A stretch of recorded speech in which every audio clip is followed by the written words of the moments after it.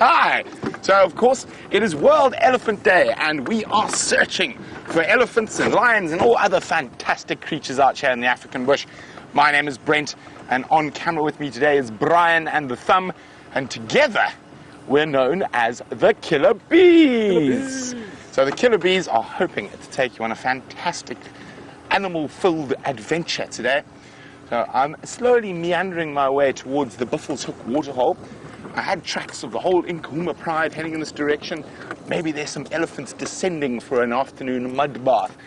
Fortunately for me, my elephant mud bath was quite dry. Otherwise, I don't think I'd be sitting so comfortably in my chair right now. And the mud sometimes can be a little bit pungent. And I don't think Brian would be very impressed if he had to smell that mud on me for the whole of the sunset safari. Nah. But in final control we have a Kirsten and I think Rebecca. And on the other vehicle we have Jamie and Wim. So very exciting to take you on this adventure. Exciting, I'm mixing my words today. But of course it is World Elephant Day, and they are one of the species that have been under pressure over the last 50 or 100 years. Massive demand for their ivory, and but probably the biggest problem, like with most animals, is loss of habitat. So elephants, being a big animal, need big spaces, and unfortunately not too many of those left out in the wild. But we are very lucky to be in one of those places, the home to estimated about 16,000 elephants. The Greater Limpopo Transfrontier Park, made up of 3 countries, South Africa, Mozambique, and Zimbabwe. And we are on the sort of central western parts in a private reserve called the Sabi Sands Reserve, and we're exploring Djuma Private Game Reserve at the moment. Now, Jamie has got a tusked beast, but it's not the one we're looking for.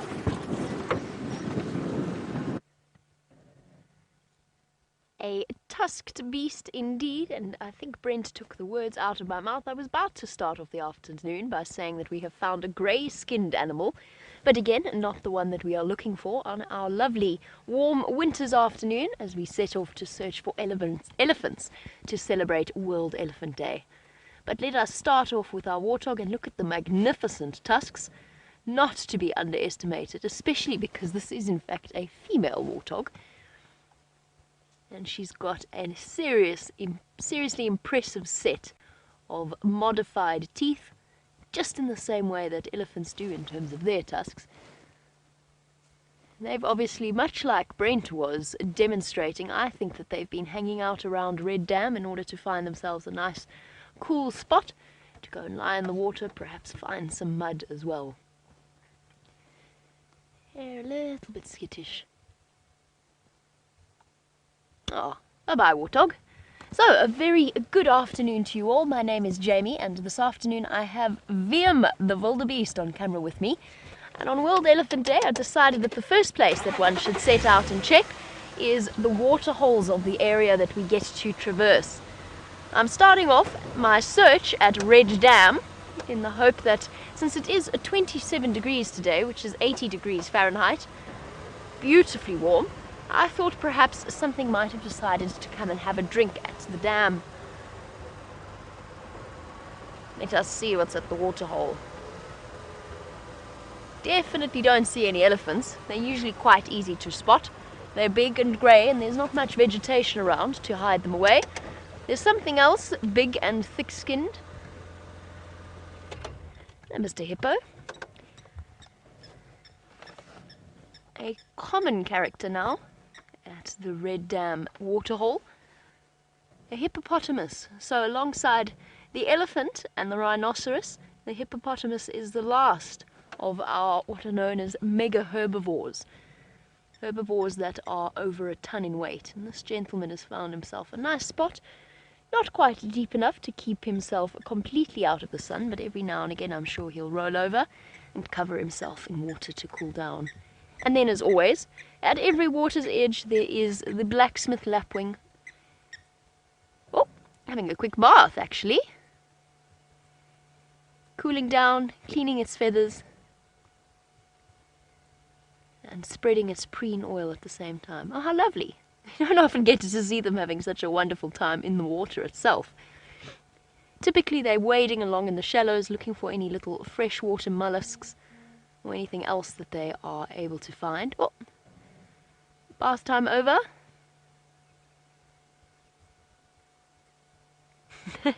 All fluffed up, putting its feathers back in place. And of course it doesn't become completely waterlogged because it is covered in preen oil that comes from the preening gland. Helps to keep the feathers smooth and clean and waterproof at the same time. Now, none of our big thick-skinned animals apart from this hippopotamus, who is watching us warily from the far side of the dam. I know that Tingana was also in this area. He was on Simbombili, but it sounded as though he might be heading across in the direction of Arathusa, so I think that will be our plan for this afternoon. Looking for elephants, of course, and then at the same time searching for our favourite big-spotted, or one of our favourite big-spotted cats. Now let's head over to Brent and see if his afternoon is going more successfully than mine is.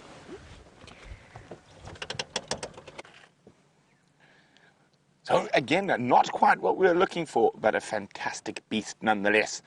The Cape buffalo. And this is a little group of old buffalo bulls. Now, which tells me something very important for planning the rest of our sunset safari is the lions didn't come this way. So these guys look very relaxed. The last lion tracks were behind them somewhere, so they're probably still sleeping in the thickets around here. So there we go. They're right on the edge of a seep line. You can see really big tufts of grass, and with that little bit of rain, you can see the greenery coming through. So they're busy focusing their feeding area on the seep line, where they're going to get the most nutrients at this very dire and dry time of the year. And these are old boys, retired from breeding. They've been pushed out of the big herds by young bucks, and now they live a life of semi-retirement in little groups to help fend off lions. And they are one of a lion's favorite foods. Faces full of character, but we're going to leave these characters to carry on their munching and keep on with our endeavors. Now, for those of you who might have just bumped into us and found us by accident, we are live, and if you don't believe me, you can send me a question on #SafariLive on Twitter or email questions@wildearth.tv. And a happy Elephant Day to you too, Bill. Great to have you on the back of the vehicle. Hopefully there's going to be some elephants around the corner. Now, because it is World Elephant Day, I'm going to continue on. This morning on the Sunrise Safari, we did some elephant quizzes. And it seems like we do have some very smart viewers out there. So I think I might have to toughen it up for the Sunset Safari. And here's a good one. If you had a tin of a soft drink, how many soft drink tins, how many Coca-Colas could an elephant drink in a day? So elephants are capable of drinking a huge amount. I thought Brian was flicking that he saw something. He was attacked by flies and he was defending his honor. So how many cool drink cans could an elephant drink in a day? And if you know that answer, it's going to take some maths. You can send that through to questions@wildearth.tv or #SafariLive on Twitter.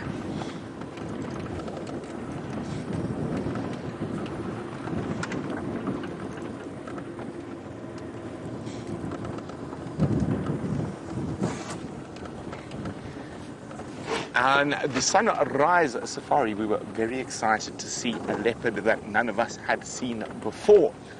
Now, I've seen her sister from the same litter. Brian was with me, but we unfortunately had no signal right in the Marakene drainage. So she doesn't have a full name yet, just remember now, but friends of mine across the western boundary have got a lovely nickname for her. So she's got a wonderful long and fluffy tail. So they have named, I'm just checking the spelling for everyone. Nchila, N-C-H-I-L-A, Nchila, which means tail in Shangaan, because she's got a very lovely, long, fluffy tail. Nchila. So she has a 4 or 5 spot pattern. She is a granddaughter of the Grand Dam in the west, Salahesh, and her mother is in Sele. Okay, so no lion tracks coming out, so they must be in here somewhere, but it is World Elephant Day. So first we shall check the Buffelshoek waterhole for any thirsty pachyderms.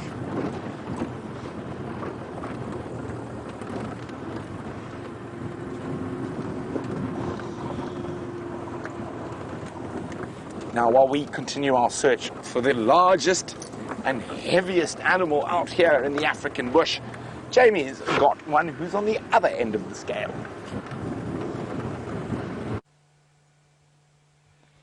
Most definitely, and also one of my favorite antelope, the tiny little steenbok, in this case a little female.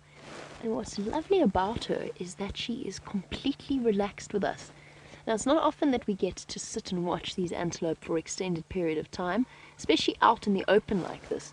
And a lot of the time, as soon as they've spotted us, they usually stay still if you're just driving past, but as soon as you stop and you go back and you stop to look at them and they realize they've been seen, they have a tendency to dash off into the surrounding vegetation and cover. But in this case, our lovely girl is giving us a beautiful view of her shiny red fur, with its distinct white patch underneath and those enormous eyes and ears. Immediately tell you, just by their positioning and the way that they function, that this little animal is used to living in thick vegetation, and yet at the same time has to keep as wide a peripheral vision as possible, and constant listening for any predators that might be sneaking up on her. And you better be careful, girl, because from what I understand, Tingana is somewhere in this area. Oh, brilliant! Giving us a demonstration of a habit that little steenbok are actually quite famous for, and I'm hoping she's going to defecate as well, which sounds like the weirdest sentence for me to say. I don't go around waiting for antelope to defecate constantly, although apparently that's something that they have a tendency to do with James around. There we go. Now watch what she's going to do here. It's something that steenbok are famous for and most of the other antelope species do not do, which is just like your cats at home. She's covering her dung and her urine. And it's actually lovely to see. We don't often get to see that in practice. Oh, we're not quite done yet. A little bit more. It's just fascinating to see that instinct. And it does make sense in a way if you're a little antelope that wants to remain as secret as possible. But they are territorial, and it's strange because it's some biologists that argue that they do it to hide their scent. Others argue that they actually do it to extend the life of the smell of their dung and of their urine. They are territorial creatures, so they have their own little territories that they defend fiercely, females against females and males against males, whilst living in monogamous pairs. And it's an interesting one. Nobody knows exactly what it is that makes a steenbok instinctively cover its dung, especially because a duiker, which is essentially the same, really, they're essentially the same thing. Two different species of antelope, roughly the same size, roughly the same diet, roughly the same habitat, they don't do it at all. So whenever you come across a scratching or a sort of freshly dug earth with steenbok dung underneath, you know immediately that it's steenbok and not duiker. Beautiful girl. And off she goes in search of some fresh green grass to eat. And she's in luck, because after the rain that we've had, the grass is definitely looking different.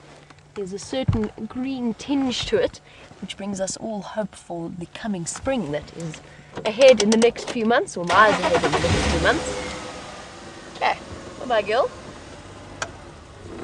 And off we go. So somewhere around here in this little territory, her male partner will also be foraging and feeding. They tend to go off on their own during the day and feed, often within a few hundred meters of each other, but that's basically because their territories are so small that they don't stray much further beyond that. And then what they will do is they will come together at night to sleep and to mate if she happens to be an estrus. And they keep up that pair bond for the rest of their lives. Oh, birds. I forgot to tell you this. So this morning I was out on the sunrise safari on the bushwalk, and I'm going to try and I'm really hoping that we can find this particular bird for you. For those of you who are building up your bird lists, you thought you ticked off every hornbill, but you hadn't. Because this morning, Jandre and myself and Steph were treated to a really stunning sighting of a trumpeter hornbill. I'm trying to give this some context by stopping for this grey hornbill, but every time I stop he just jumps a little bit further ahead. I'm going to show you in my book what a trumpeter hornbill looks like. They're amazing birds. Let's just go around one more corner to see if I can... No. This grey hornbill absolutely refuses to be on camera this afternoon. But let me... Have you got him? Yeah, it's got a little bit. A little bit back. Oh, well done, Liam. Ah, goodness, where is it going?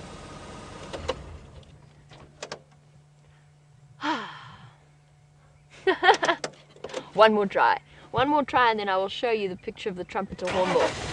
The trumpeter hornbill has got an extra sort of hollowed tube that sits on the top of the bill called a casque, and it makes a sound, and I'm not exaggerating, it sounds exactly like a crying baby. Oh no, I give up. This hornbill doesn't want to be on camera. I give up. It's gone again. Let me show you a picture of the trumpeter hornbill. Take me 2 seconds. In theory, if I could get my box open. There we go. I think let's use the index because I've been caught out before thinking I know where this particular bird is. What did I say it was called again? Trumpeter.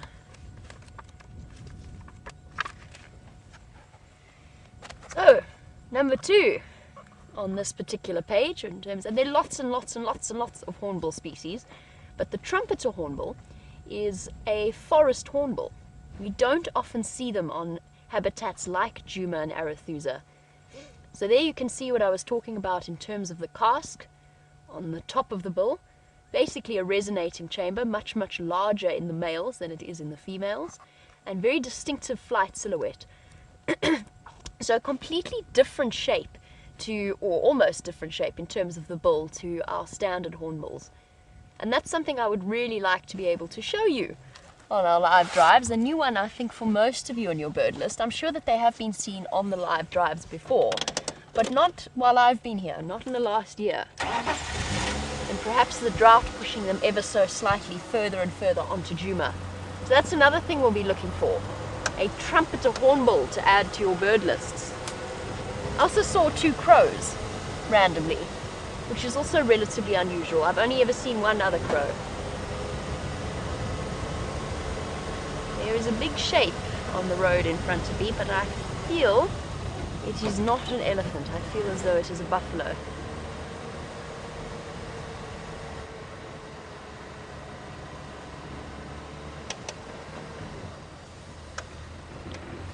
Nothing wants to be on camera today. They're all running away, except for the hippo.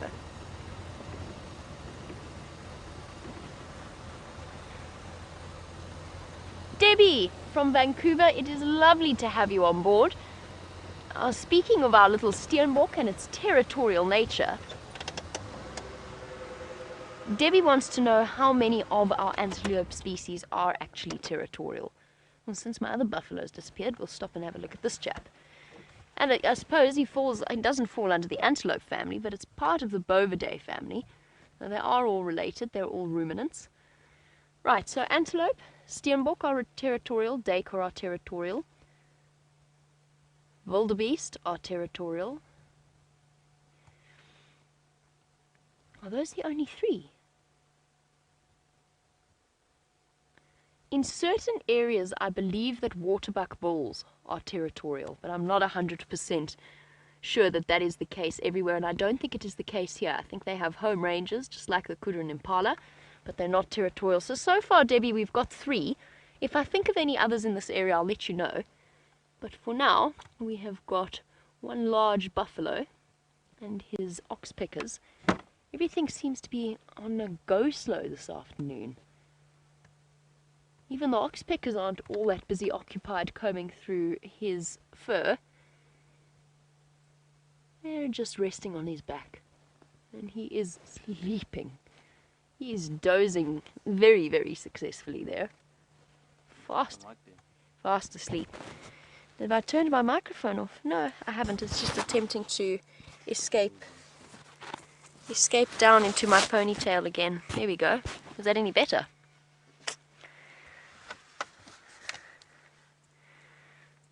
Somebody's very, very sleepy. And there we have the ox pickers.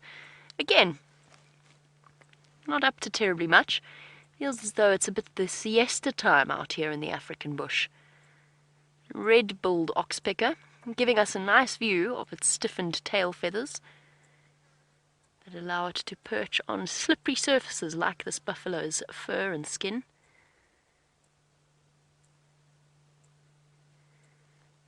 Aha! Interesting. Is that blood or is that dung? Is this this is the buffalo. I wonder, I would not be at all surprised if this is the buffalo that didn't escape from the lions. No wonder this buffalo looks so exhausted. He has not had a very good night.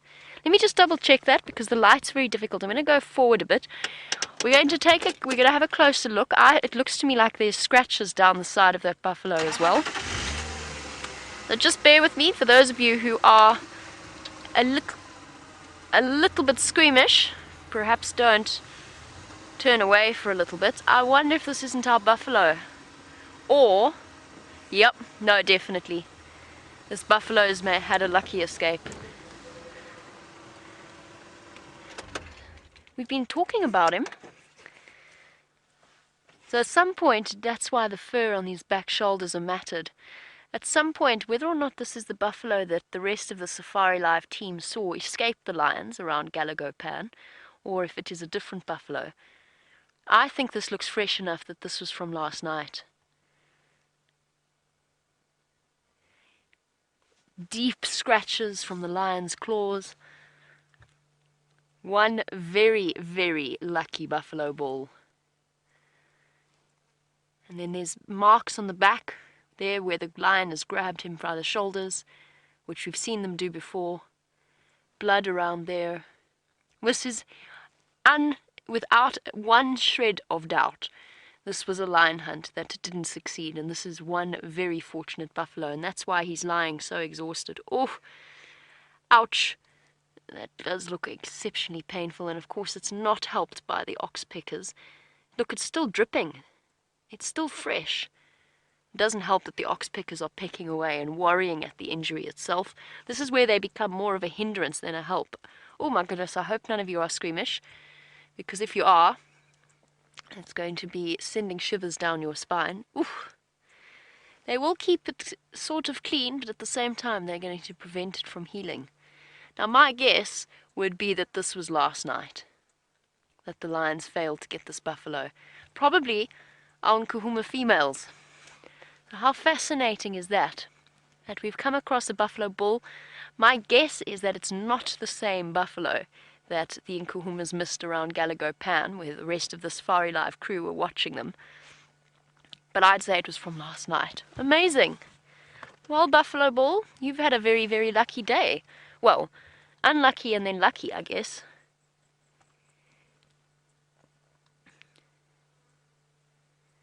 And he probably fought back. You might even have found that the other buffalo bulls came back to help him, which does often happen with buffalo. Now he looks exhausted, and obviously that looks exceptionally painful, but really these are just superficial wounds. And unless he's hiding something the way that he's lying more serious, which I don't think he is, he will be absolutely fine. He'll heal up, unless of course he has more bad luck and the lions catch him again. But for now, I think those injuries will heal up relatively quickly. The oxpeckers might keep that hole in his tail around. But these animals are so resilient.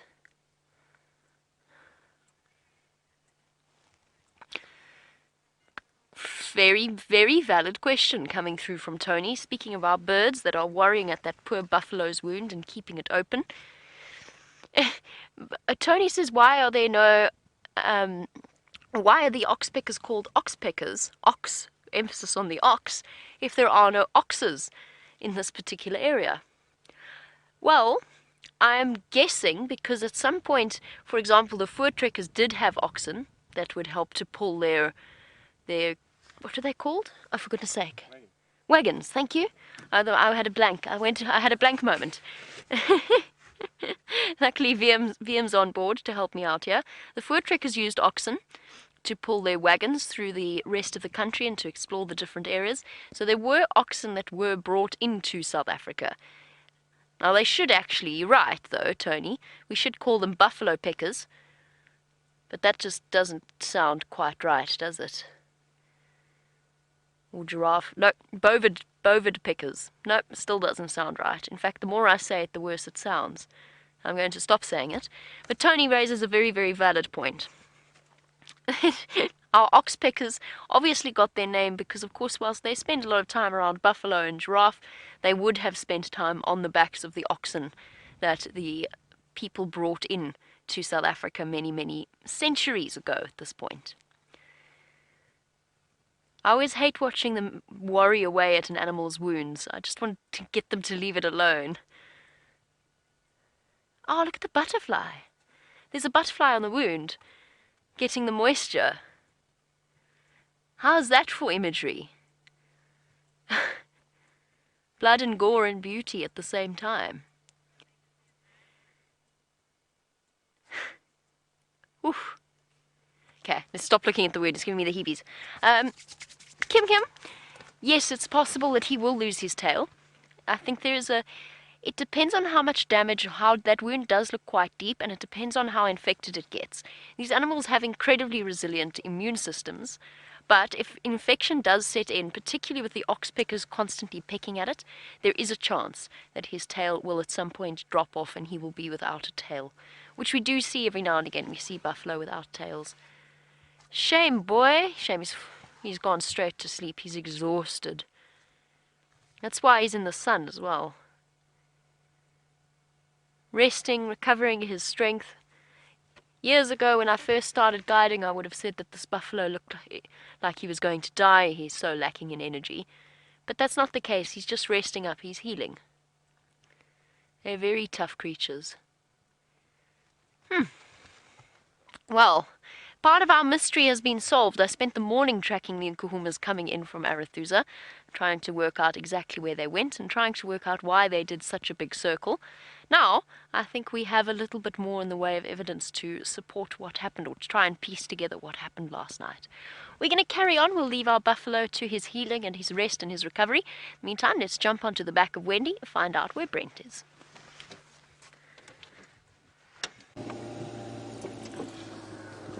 So we're checking for Nkahuma tracks at the moment. Nkahuma is our main pride of lions. And there are tracks still here. If they don't go any further, I want to pop my head down into this large hole. It doesn't look like they go. Oh, they're here. There they are, with the cubs. So all the cubbies are here. One went there, the other one's continuing on. Just going to check carefully up ahead on Connor's airstrip for the drone. And if we see no tracks on Connor's airstrip, they must have dipped into the gully.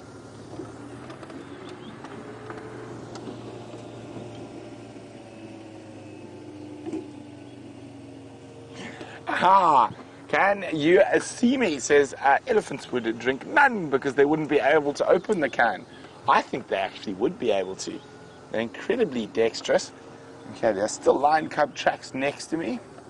I'll try to show you one. I'll have to do it this way because of the light, I think. You see them there, Brian? There's lioness and cub tracks. Just on the right-hand side. Here we go. They have been driven over. I did see them this morning. So we're just trying to check where they've left.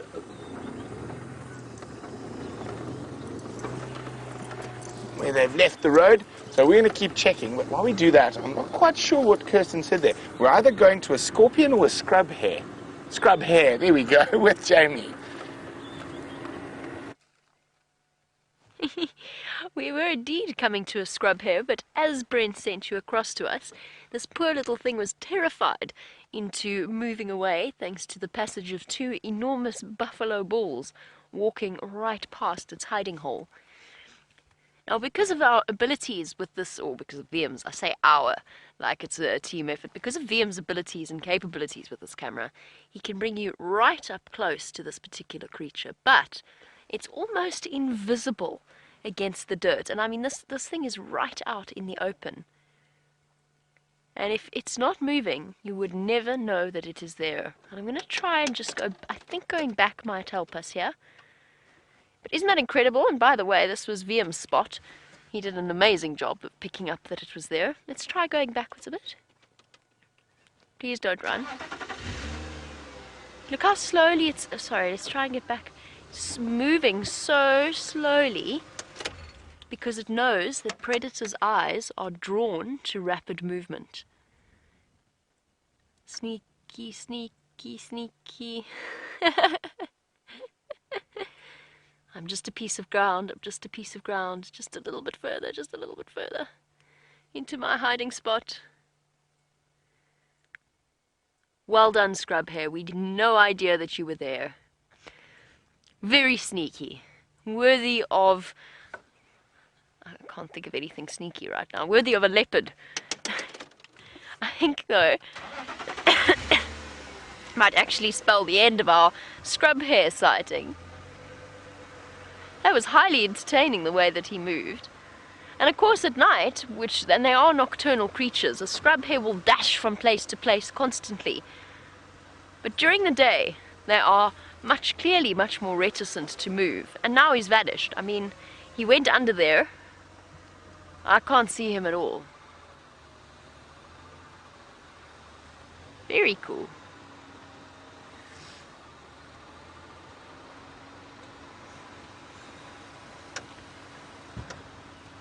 Nope, he's vanished completely. That was really interesting. I also really liked the fact that it had a little white spot on the top of its head.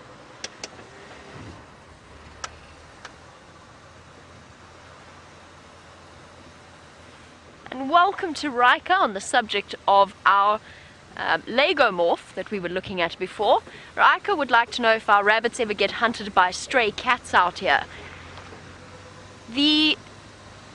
In this particular case, we do have rabbits in South Africa. Sorry, just to do a fine distinction. We do get rabbits in South Africa. We do not get rabbits here. So in the Eastern Cape, you get the Jamison's rock rabbit. You get the riverine rock rabbit, which is a critically endangered rabbit species. Here we get a scrub hare.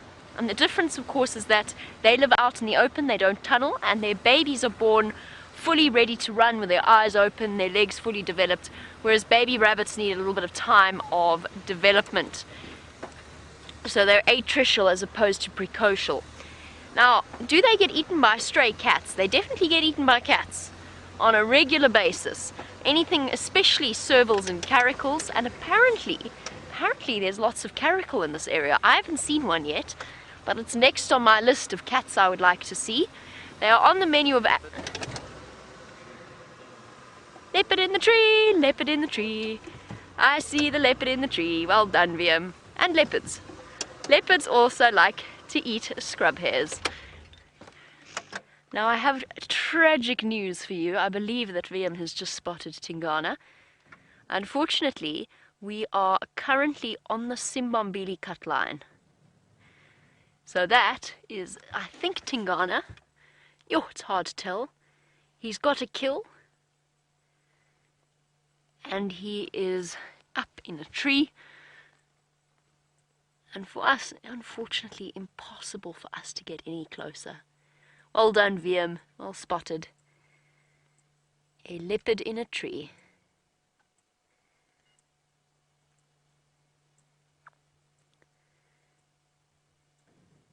Lovely. Let me just take my... Sorry, this is not VM, this is me. My foot's on the brake. So, there's an animal that will eat a scrub hare. I don't necessarily think that's what we were going for. We don't have many stray cats in this area, back to what we were talking about, but we do have lots and lots of wild ones.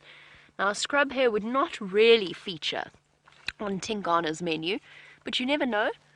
They are opportunists of note, our leopard characters.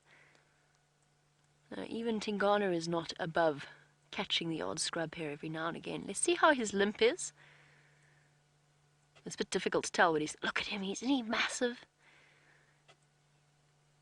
Hello, Tingana, with your huge and thick and powerful neck. Giving his foot a jolly good clean. I think he does have a kill up here. The reason I say that is, first of all, I thought I saw something, and also he's got a nice round belly. And Tingana looking much, much better than when I last saw him, which was close to this area in Red Dam, where he was quite hungry. To me, he was looking a little bit thin. Now he is back to his usual marvelous self. He's in such a difficult position.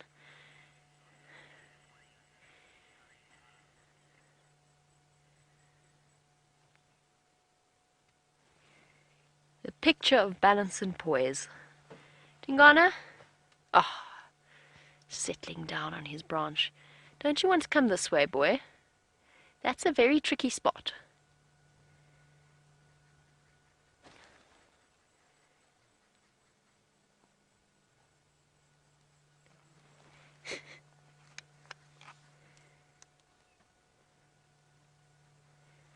Yay! We've had a really marvelous day so far. 2 cheetah, 1 new female leopard, and now our dominant male leopard of this area. And he is very warm and very, very full of food. I think it's Tingana. Obviously, it's really difficult to tell at this distance. That looks like Tingana to me, though. Look at that, he's looking right at us.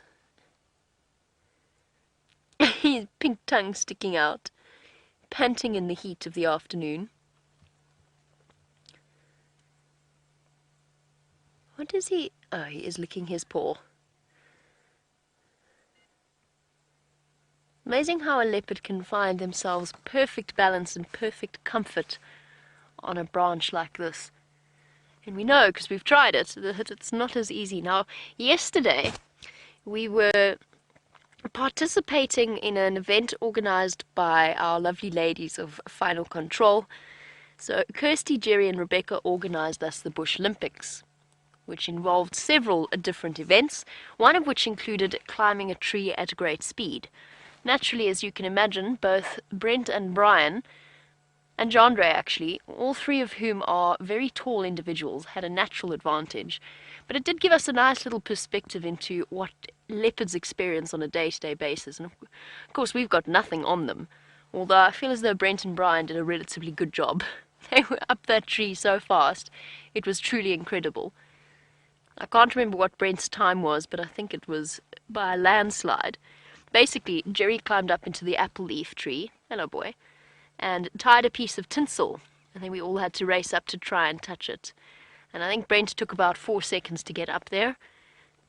Tingana, of course, could have done it in 4 seconds as well, but it does give you some insight into how difficult it is, or how difficult it must be, to drag a carcass up into a tree, secure it safely using your mouth and your claws,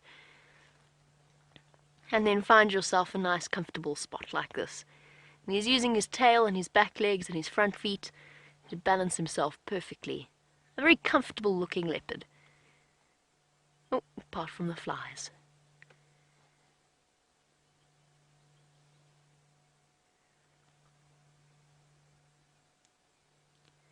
Come this way, boy. This way. Come south. This is a difficult place.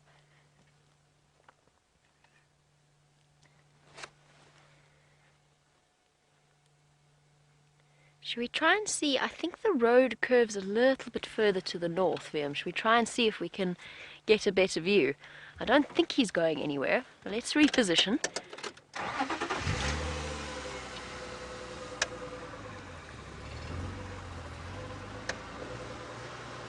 I'm hoping to try and move the sun as well. Not move the sun, obviously. I'm not going to move the sun. I know I've got delusions of grandeur, but that's a bit dramatic. I'm not going to try and move the sun. I'm going to try and reposition so that the sun is slightly less straight into our faces. How's the view? Bit back. Those of you who are watching, sending us through some beautiful screenshots. There we go, that's a bit better. So thank you everybody for that. My apologies that I can't get any closer. For our new viewers, the reason that we are sitting where we are... Oh, there's another thing. There's another thing. Oh, it's a hyena. There is a hyena at the base of the tree. I'm not sure, VM, if you're going to be able to see it. It's off there. Oh, never mind. Yes, of course you're able to see it. Here we go. The patient hyena. Our two spotted predators at a standoff. And then, oh yes, there we go. Now we can see the kill. He killed an impala at some point. Most of it seems to be finished. No wonder he's got such an enormous belly. How lovely. Two of my favorite spotted predators. For new viewers, the reason that we are in the position that we're in is that whilst the animals don't have any boundaries in their 4 million hectare, 8.5 million acre wilderness area, we do. Not everybody can go everywhere, and unfortunately Tingana has killed and hoisted his impala. Ooh, scooting. Getting more comfortable. He's put it in a spot where we cannot get any closer. That was such a cute reposition. Cute is the wrong word for Tingana. That was such a lumbering reposition. So we cannot go any further north. You might see some other vehicles arriving. They might come and join us, but they will be able to go in and have a closer look. Whereas, unfortunately, our lot in life is to look at him from here. Not that I'm complaining. It is a beautiful view. And there's nothing more iconic, or there's no more an iconic way to see a leopard than to watch them spread-eagled across a branch. As James would put it most poetically, the boughs of the tree. Cradled in the boughs of the tree. Perhaps might be a James-type expression. Giving us a really nice view of his rosettes, the type of spots that leopards have, rather than just solid spots, as they have around their feet. As you move up towards their back and along their side, they almost seem to have rosettes. Oh, such a tired leopard. It's difficult getting comfortable when you have a belly full of impala.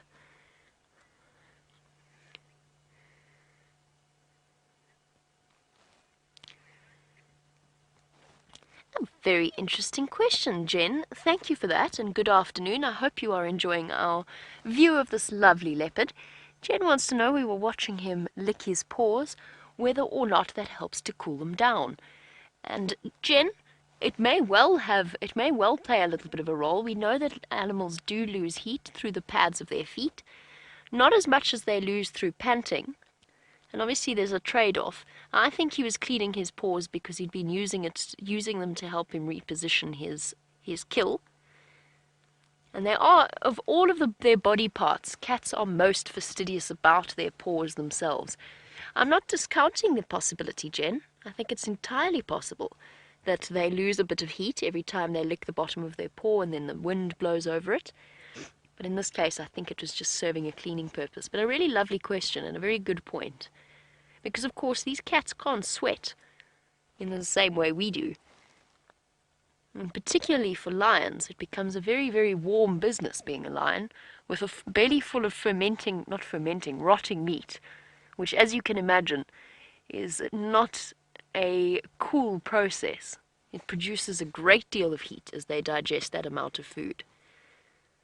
So not only have they got the African heat to contend with, but they've also got the process happening inside of them. Which is why whenever we see a full leopard or a lion or even a full cheetah, they tend to be very relaxed and quite prepared to just lie in the shade and pant their way through the day. His tangling feet. My favourite thing to watch with a leopard lying in a tree is the way that their paws dangle over the edge. Now, to go back to what's happening here for new viewers,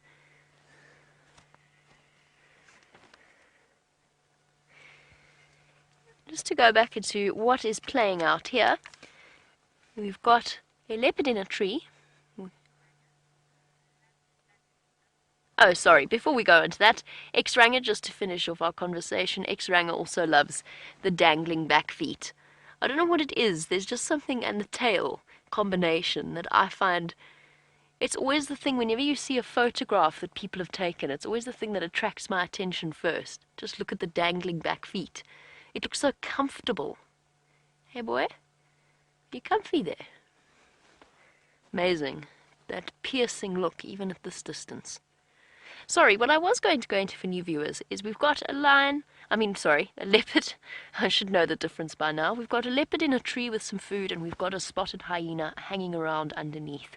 And this is a very, very common scene. Now, hyenas, whilst they are more than capable of hunting for themselves, a lot of the time they play the patience game, which often involves sleeping underneath where a leopard's hidden its kill. And that, of course, is, he or she is the main reason why leopards hoist the way that they do, so that it keeps it out of reach of our scavengers.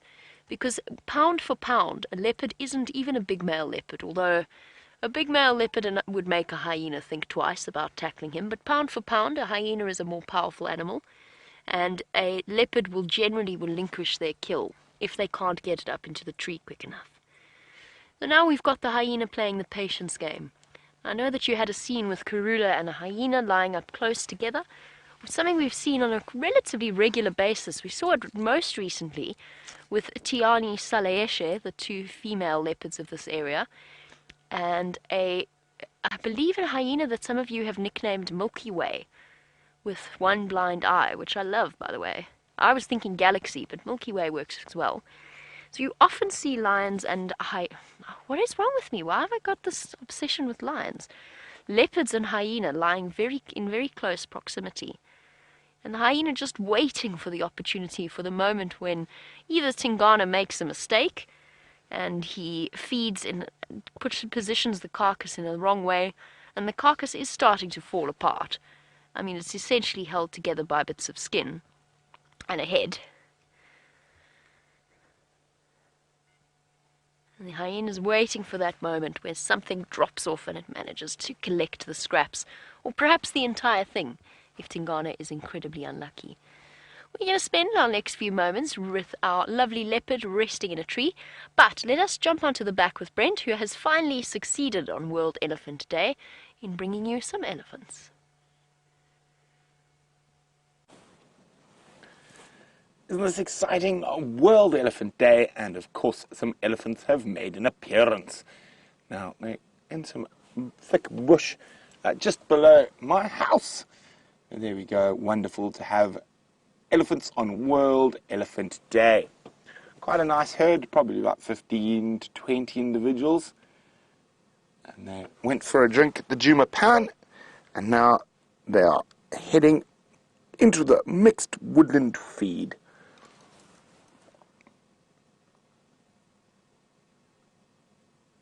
And there we go. You can see them just through.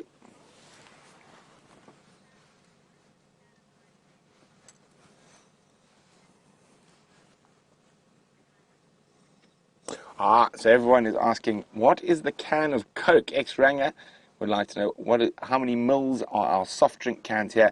The average one is 340, Brian, am I correct? 340 milliliters. So if you're wondering why we're talking about the size of cans, because it's your World Elephant Day quiz. What number of cans would an elephant have to drink its normal equivalent amount of water? And this is an elephant bull. So what amount of cans would an elephant bull at 340 milliliters need to drink to produce its normal amount of water? I'm hoping they're going to move out into the open a bit more.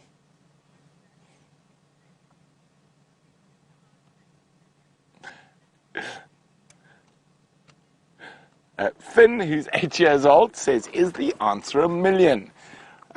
Not almost, but not quite, Finn.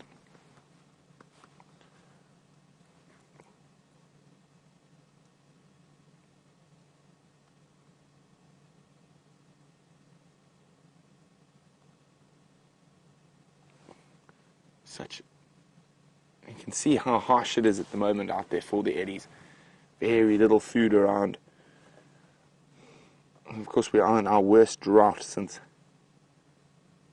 1992, 93. And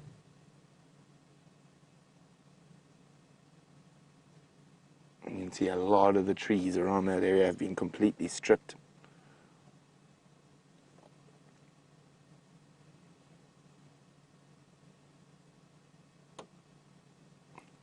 Well, you can just see the starlings running around in the foreground, probably hoping for any insect to be disturbed by the ellies as they feed, and I'm quite sure there's a fork-tailed drongo taking advantage of that somewhere there as well.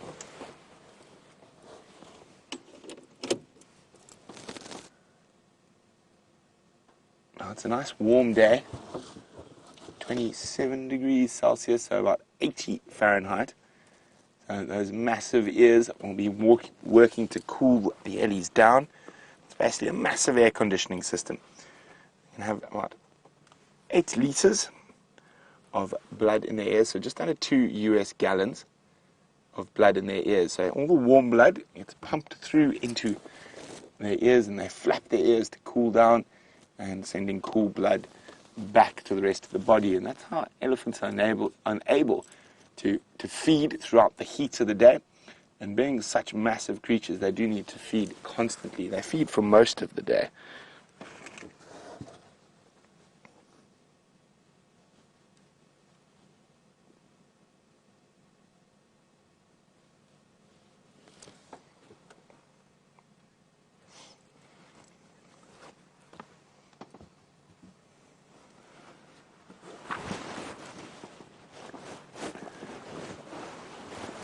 Hi, Easy Peasy in the UK. Easy Peasy would like to know, how do elephants generally fare if they are brought up in captivity and then released in the wild? Now, it all depends on where, Easy Peasy. In most places, not well. So the reason for that is that they have lost their natural fear of man. And they're used to getting food from people. So what happens is, quite often in those situations, is the elephants will come up to a person who doesn't have any food and start looking for food from them. And when that person doesn't have any food or doesn't provide them with what they're looking for, they can get quite angry and aggressive. And of course that is very bad, because it generally ends up in the elephants having to be destroyed. So the only place that really works is if you can put elephants in an area where there are no people, and massive areas with lots of other wild elephants.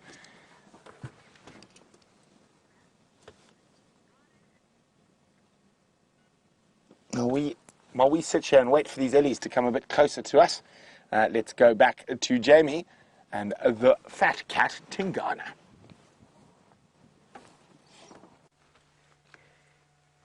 One fat cat indeed, who has managed to shift himself to what looks like a slightly more comfortable fork in the tree.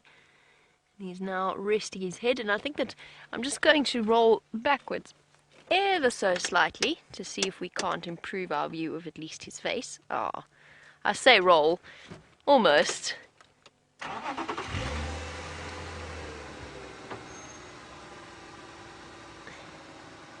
There we go.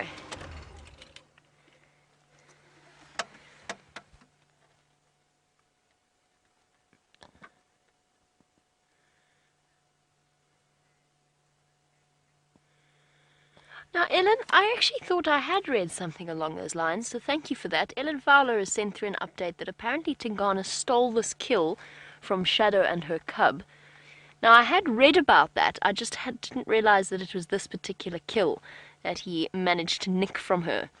Or, in fact, that it was so clearly visible from our boundary line. But thank you for that, Ellen.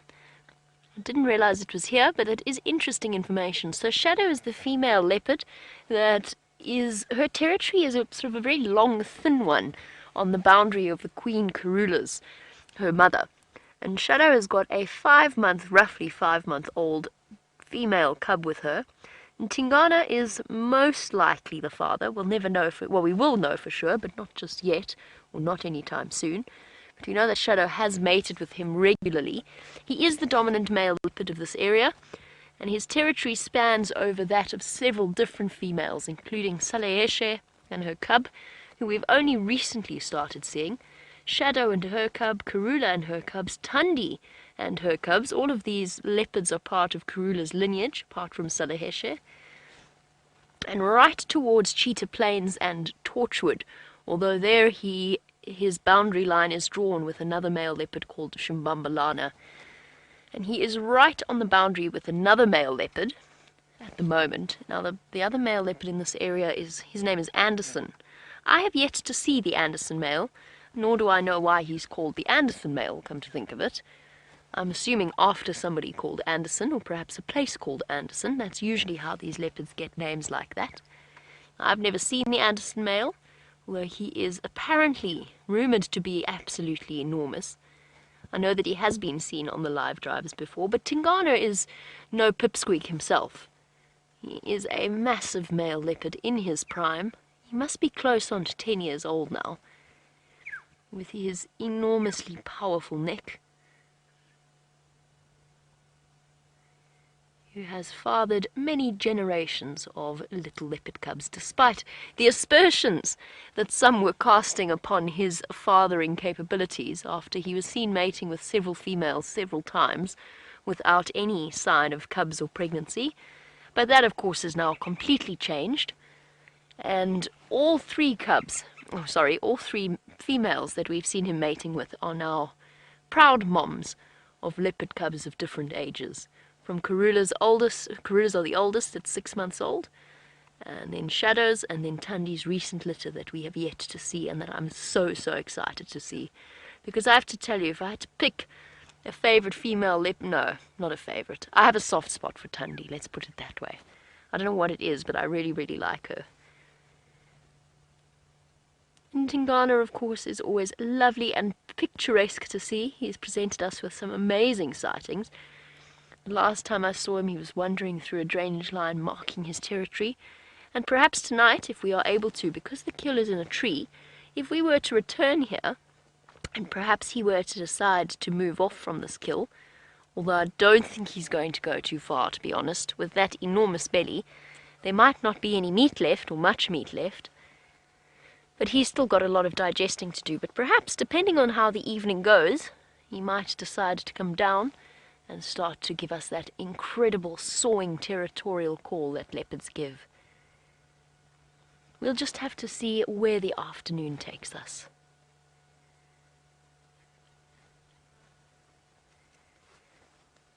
Oh, it's exhausting work digesting.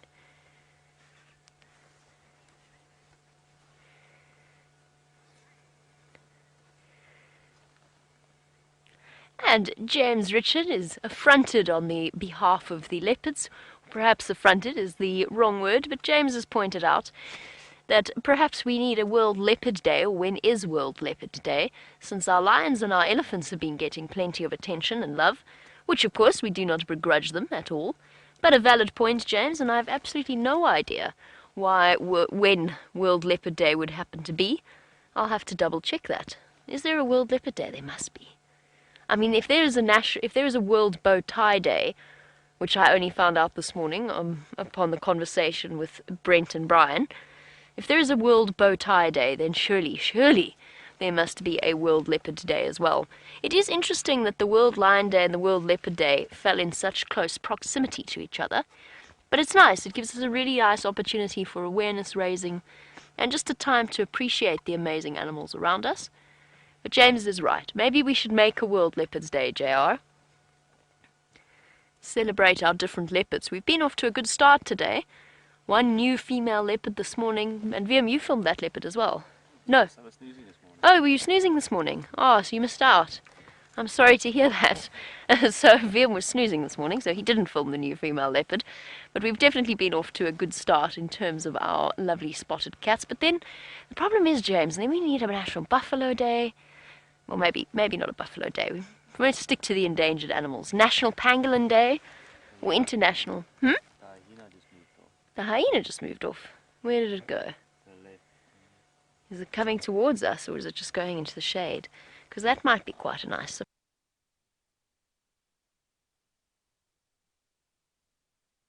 surprise.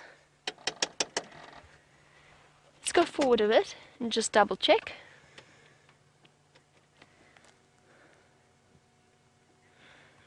Because it might give us a nice opportunity to look at a spotted predator of a different kind, especially if this one is moving towards us.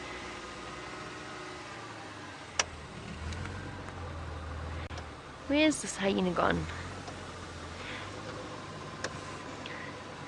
And Belly, unfortunately, this is one of the reasons why I'm trying to find our hyena again. Unfortunately, very sadly, our hyena have not returned to Djuma once again. Look, they're always there. They come through each and every single night. Their tracks are around that area. Where's this hyena gone? Must have gone to go and lie in the shade. Oh, seeing those off-road tracks going a bit closer, it's terribly tempting. But unfortunately, rules are rules. But it's just there. It's just there. It's so close. I don't know where this hyena went now. He must be hiding somewhere flat. Belly, and for newer viewers, oh, there's another vehicle coming in. Unfortunately, our hyenas remain denning away. Oh, hold on, the Tingana's now up.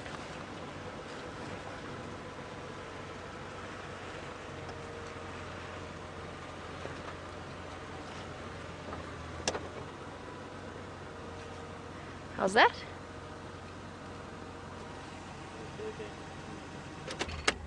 Pardon? Oh, further back. A little bit further back. I wonder what prompted him to get up. Maybe just discomfort.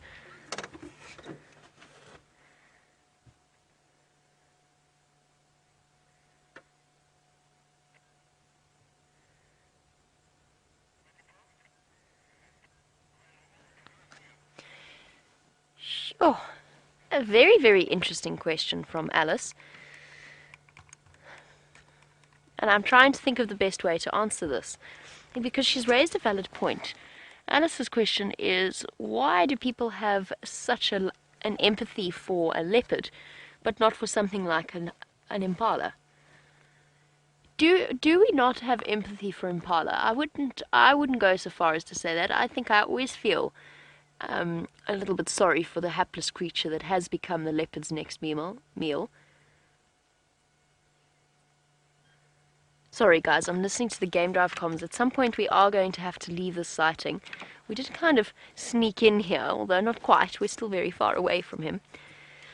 Alice, I think that people feel a natural connection to leopards and lions, and I think often to the point of it being slightly unfair, because they're beautiful and they are graceful, and there's something that we find amazing within them that intrinsically attracts us. Perhaps just that little hint of fear of them as well, is at one point they would have hunted human beings.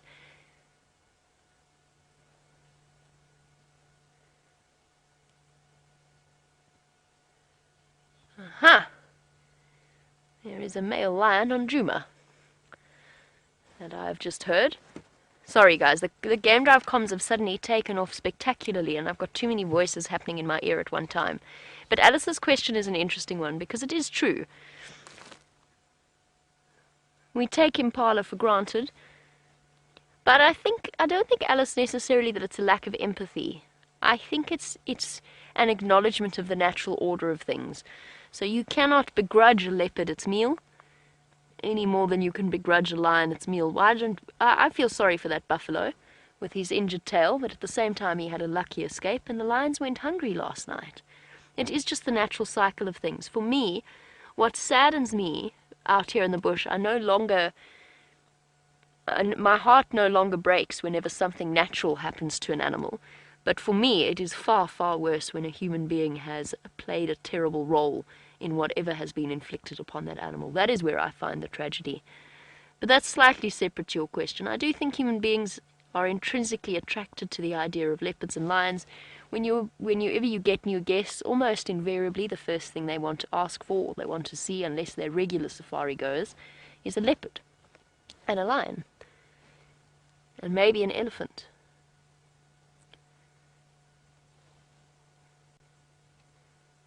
And they don't necessarily get quite so excited as we do about things like trumpeter hornbills in places where trumpeter hornbills are not often seen.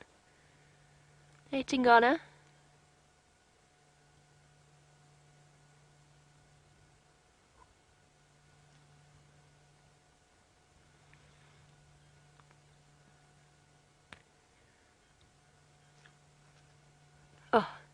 Oh, he thought about settling down. Oh, there we go. I think he just can't find a comfortable place for his stomach. That's why he keeps shifting around. Not that he wants to come down, he just can't quite find a comfortable spot. Resting on that enormous belly, he can't lie on his side.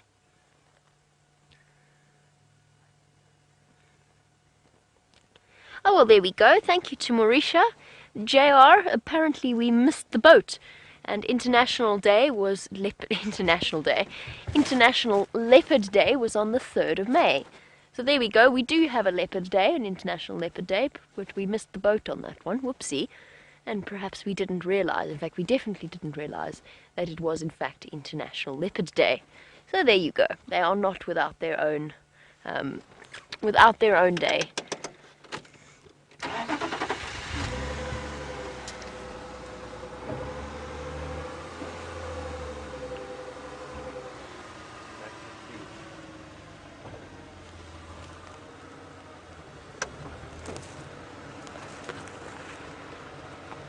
Okay, let's go back to where we were before and get a slightly better view of what's happening with Tingana. How's that? A bit further. There we go. He's got a branch behind his head. I think that will do for now. Unfortunately, it's not going to get much better than that. And Cat in Tampa, lovely, lovely message from you. But although we have missed International Leopard Day, we have not missed International Snow Leopard Day, which is on October 23rd. And that's definitely a day we can all get behind. Whilst we don't have any snow leopards here, we do have their cousins, and it is a dream of most of ours, I think, to be able to go and see a snow leopard in the wild. I know it's very difficult, next to impossible.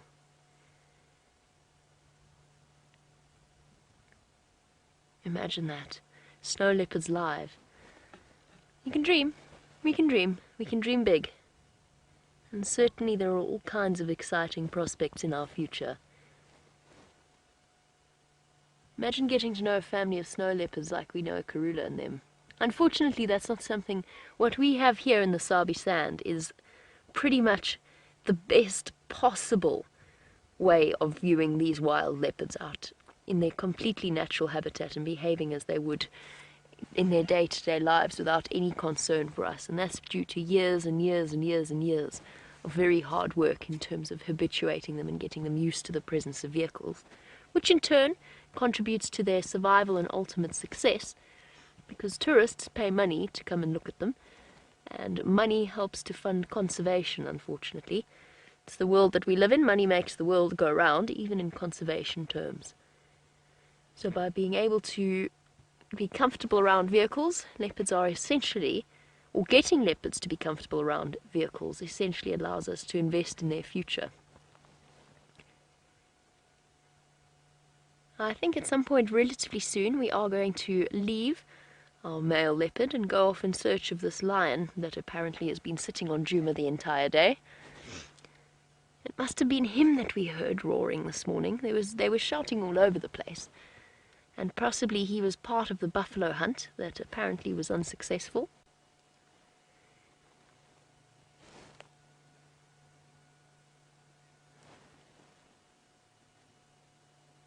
So we'll enjoy our last few moments with Tingana and then probably move off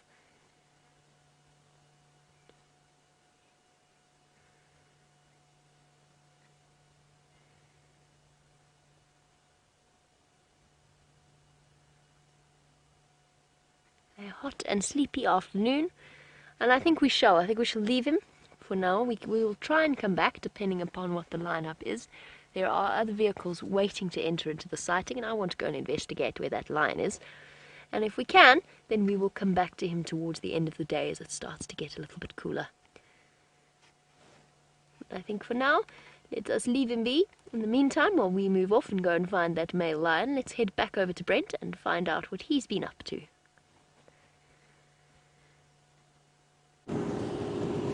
Well, I'm still looking for lions. Those elephants unfortunately moved into some thicker bush. Hopefully some more will come out.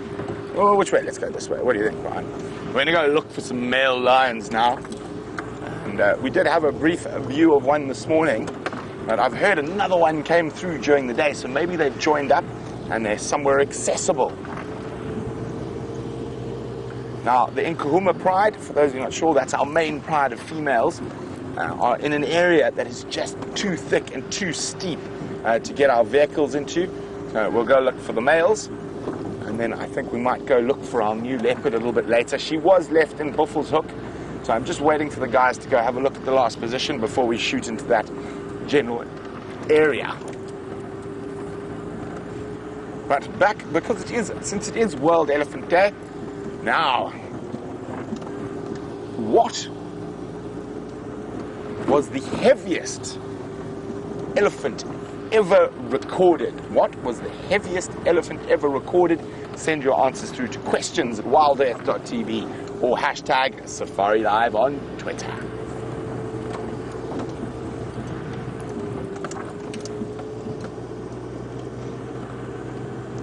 So apparently the Coke can quiz is keeping you guys guessing. So I'm going to give a clue.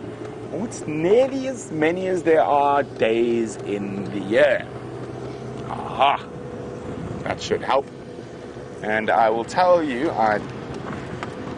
that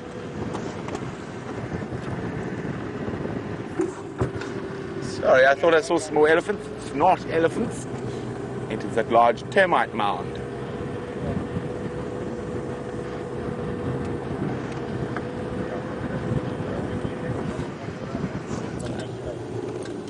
Okay, we're going to head towards where we think those lions are. It's probably about 5-10 meters away. But remember, what's the heaviest elephant ever recorded? And you can give me your answer in pounds or kilograms or tons. But interestingly enough, we were talking about massive elephant on the sunrise safari, and I did give a hint to where the heaviest elephant, not heaviest elephant ever recorded was. So hopefully those of you who are watching from the sunrise will be able to pick up on that.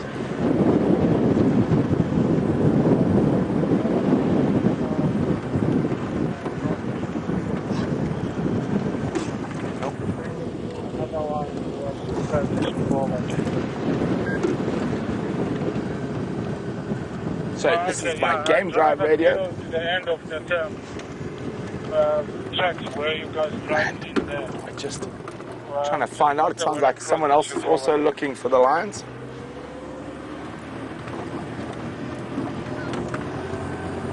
No, yeah, maybe they moved because of the hedges.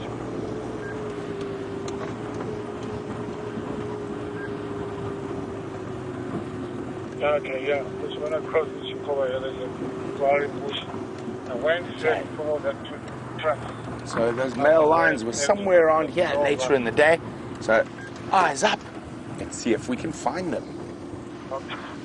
So what you're looking for a lion at the moment is basically a big white belly lying in the shade somewhere. They're not going to be lying out in the open normally. Yeah, and so the copy that we saw another. what we're looking for is ear flicks. That big white, the white belly or the pale color of the belly is the best giveaway. So that's what we're looking for. So looking into the deep shade, trying to spot ourselves a kitty cat.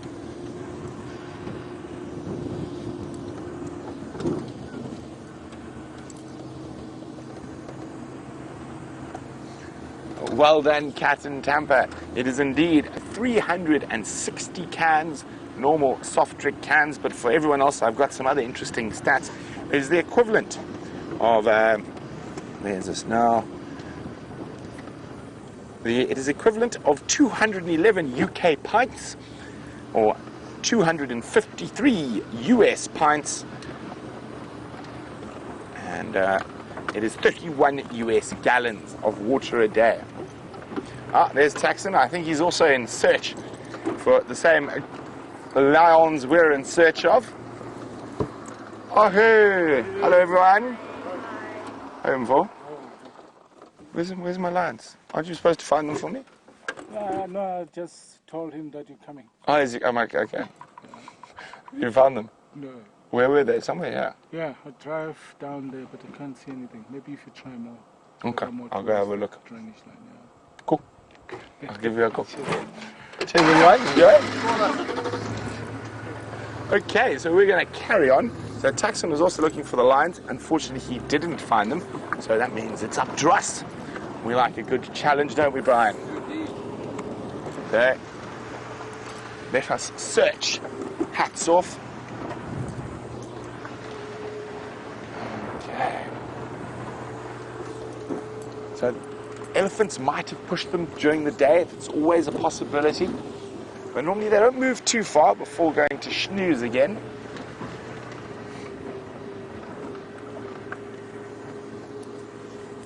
Oh yes, we were chatting about that. So as I said, 253 US pints, 211 UK pints, and 31 US gallons. So this is where the lions were sleeping, somewhere just in here. So let us have a look.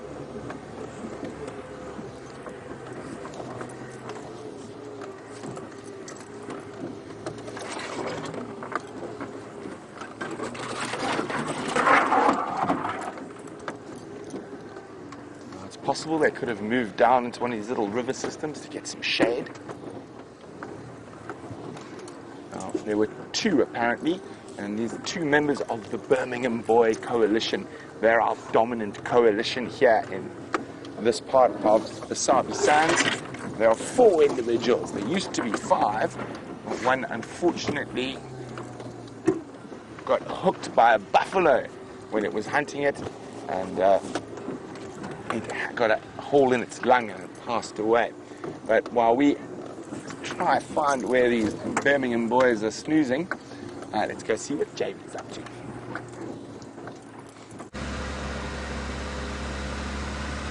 Well, I'm pretty sure I know exactly where one of them is snoozing, which is just along Triple M, which is where we're heading to at the moment. I've just stopped to chat to Roy from Arethusa, and he tells me something interesting. He tells me that that buffalo has been there for 3 days, which means, by my calculations, it must be the same buffalo that was, well, I suppose they could have gone for 2 different buffalo, but it definitely increases the chances that it was the buffalo that the crew saw being hunted at Gallagher Pan a couple of nights ago, which is truly fascinating because he's made his way all the way to Arethusa, and we were chatting a little bit about it on foot this morning with Steph and with Jandre, and about the fact that that is one buffalo that we really don't want to bump into. He's not going to be in the most pleasant of moods, let's put it that way. Now it's interesting to see just how far he's moved before he found a place to rest and recuperate. It's also interesting that the lion tracks all come from there. Perhaps they tried once again. Ryan, can I make my approach? I'm going to take that as a yes. Somebody stopped on the road to come and have a look at him. Hello, hello. How are you? Good, thank you. How's it? Hi, everybody. Oh. So these people are allowed to drive. I know, I'm so sorry. We're going to go past you, but we did sit and watch a leopard from the boundary, so you know.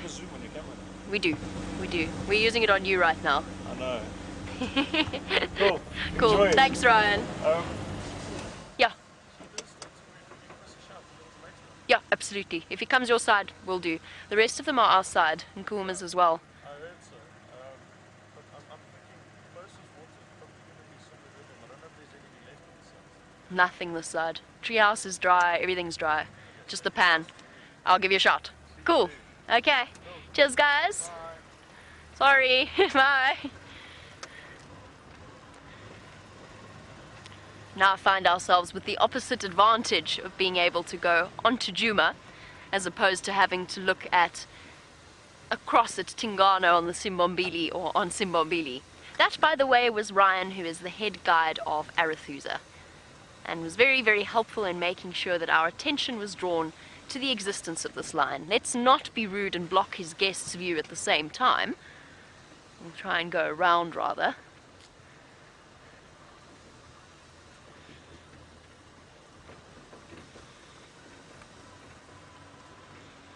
Hello, big boy. This is trickier than I thought it was going to be. I'm trying to put us in a position where we are not blocking everybody else's view. Looks as though somebody's been here already this morning. There's some fresh tire tracks, interestingly enough. Hello, boy.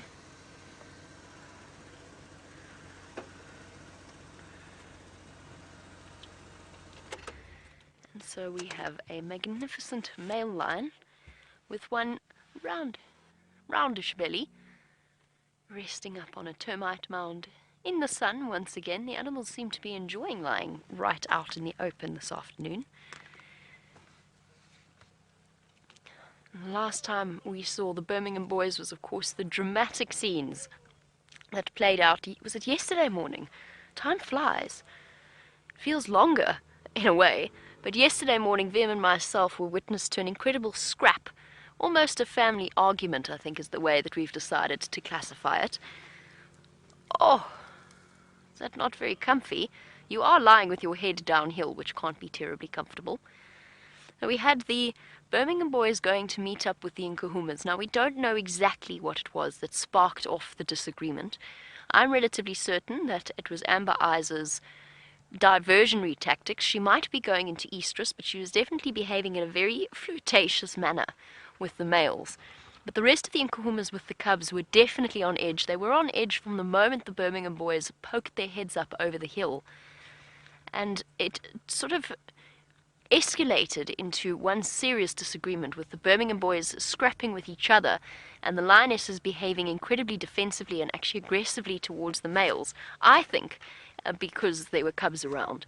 Now, I suspect that those sorts of scenes actually play out more commonly than we get to see them, but it was something that I've certainly have never seen on these live safaris before, and it really gives you an idea of the true raw power of these creatures. And yet, at the same time, they were basically flat-handing each other. There were no serious injuries, a couple of scratches here and there, but when you think of what these animals are capable of doing, and we've seen with that poor buffalo, with their powerful teeth and jaws and claws, they definitely hold back. They pull their punches. But our battle-scarred Birmingham males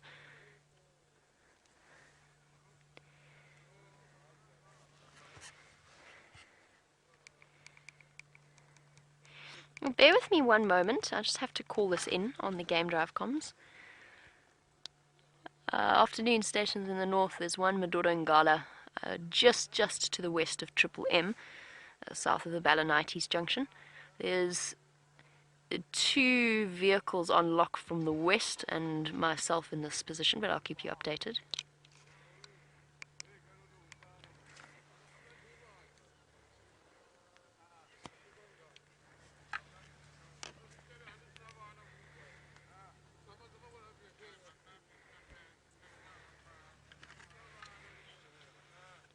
That's affirmative. He is on our side. He's on Djuma.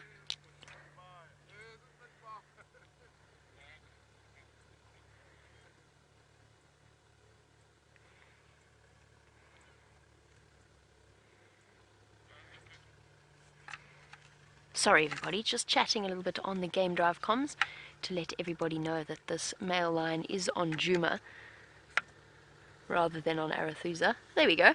He's just arrived. Aubrey is here.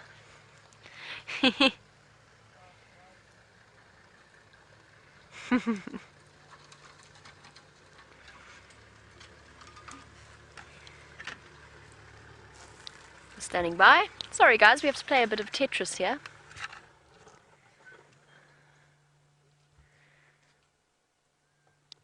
I'm not sure, Brent. Stand by on that one. Brent would like to know if this is the male lion, is the one with the limp. And I don't know the answer to that question because I'm not 100% sure which Birmingham boy this is.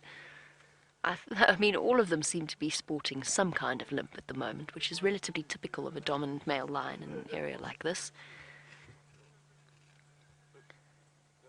And Brent just wants to make sure that it isn't the one that he's been tracking.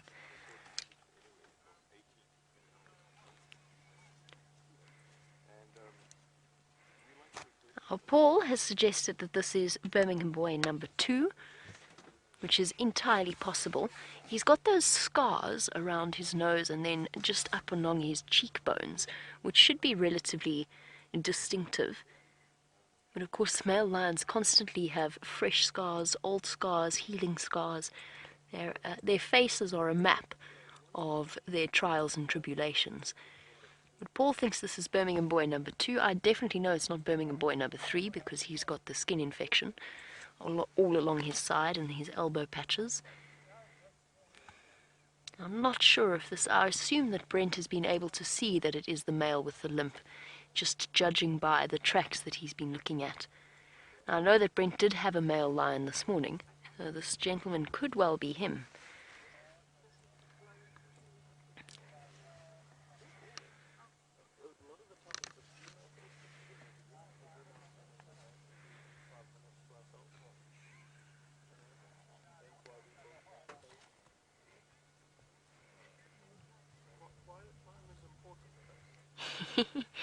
Dispatch Griffin, who is our newest safari addict, or one of our newest safari addicts, would like to know how many terms we have to use for lions on the radio. He's heard flat cat and fuzzy, and now whichever word I just used.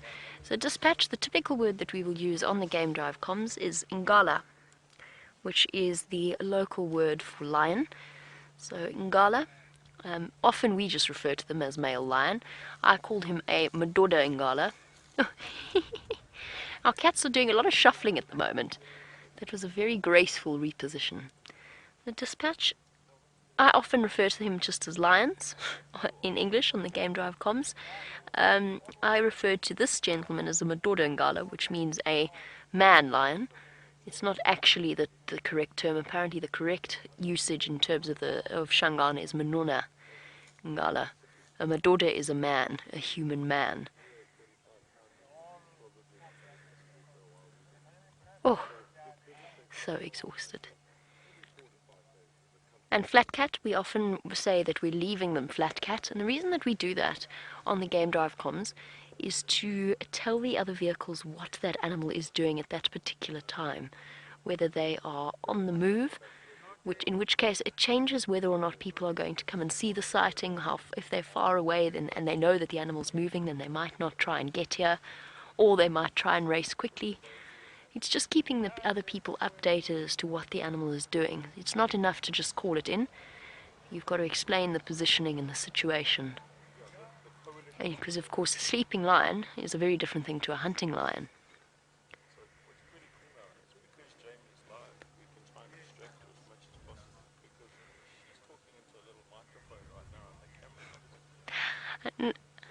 Dispatch, I'm sorry, apparently you thought that you heard us calling them fuzzy on the Game Drive channel. I don't think that's a term I've ever used. I don't think I've ever called them fuzzies on the Game Drive comms. Has James habitually calling the lions fuzzy on the Game Drive comms? Not that I know of.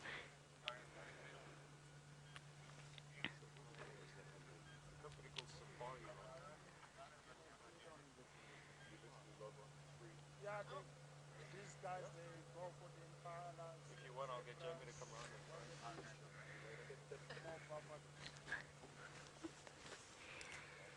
I'm still getting a life-size cutout made of James. Ryan's just making me laugh.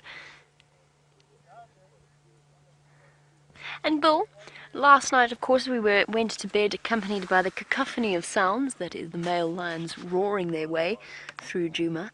Bill, yes, it does keep us awake at night, but are we going to complain? Most definitely not. And what often happens is you kind of wake up absent-mindedly, you go, "Oh, lion," and then you go back to sleep again. And it's far nicer to go to sleep accompanied to the sound of lions roaring than sirens and traffic and all kinds of things that other people in other places have to put up with. And it's always exciting, actually, because you wake up at 1 o'clock in the morning and you go, "Oh, the lions are roaring. I wonder if we're going to find them tomorrow morning. What are they going to be doing? What are they doing now? Are they still going to be on our traverse area?" It's fun. I know Brent has described it as the daily crossword puzzle that we do. It's our equivalent whenever we wake up in the morning and we go tracking. And I think that is a brilliant description of what it is that we do the first thing every single day.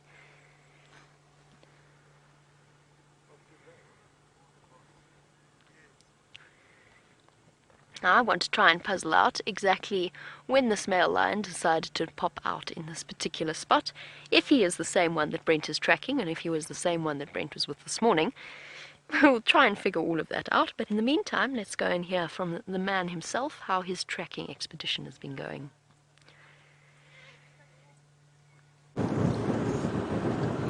Well, the tracking expedition has not gone well, to be honest. I'm quite sure that male lion that Jamie's got is one in the same as the one I was looking for, and he's moved from where he was this morning. But there was a report of another male somewhere around here.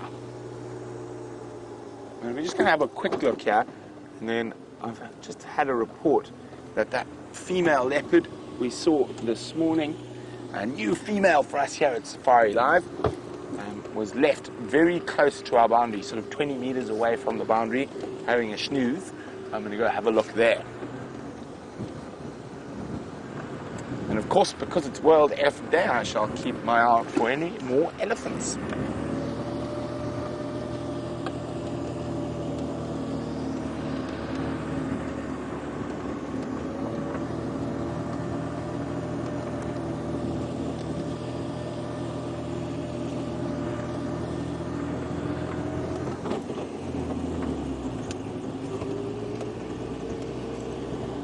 Well done, Dewey Lane, you are spot on. The largest elephant ever recorded was from southern Angola. 11,000 kilograms, 11 tons, or about 24,000 pounds. He didn't have the biggest teeth, but he was a fatty. Now, that part of Angola, I know I didn't mention it on the sunrise safari, but it's so interesting for those of you who might have missed. Now, that part of Angola has been in war for many, many years. It hasn't for the last so, but the landmines were laid very willy-nilly without a plan. And for quite a few years, the elephants were really getting hurt by those landmines. But they learned to smell them out. So basically, when they walk through a minefield, the elephants single file, and they get through the minefield, they spread out and start feeding. And it's absolutely incredible that they do that. And apparently even villages in that area, if they want to pass through a minefield, they go only where the elephants have been. So very, very interesting. So I'm not 100% sure exactly where that leopard was left. I'm just going to go very slowly from here, keep checking on every termite mound. It's a favorite spot for a leopard to be lying in.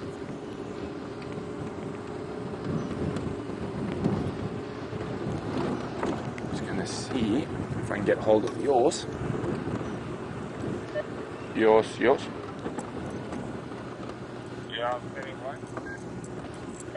Oh, yours. I'm going to have a quick look for that Mafazi, Ingwe. How far west of the last position? Yeah, she was west of the other cut as well, eh? West of that. Oh, copy. So, confirm between Tumbuti and the Gary cut line? Yeah, that's right. Copy. I think they got her crossing back to Sibambili. I'm going to go just double check on those tracks. Crossing at Transformer. Firm. I'm just going to double check the tracks, make sure it's there. So, if that... if that is her, she had walked an incredible distance. So to give you an idea where she was this morning, if we look directly down this long road, so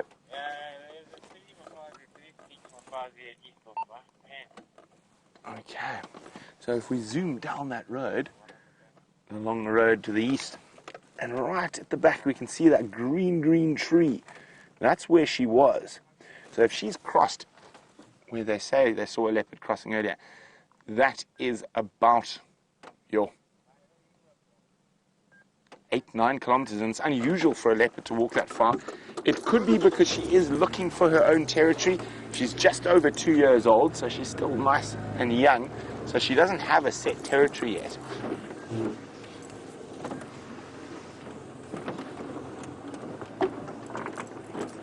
So apparently she must have walked all the way down here.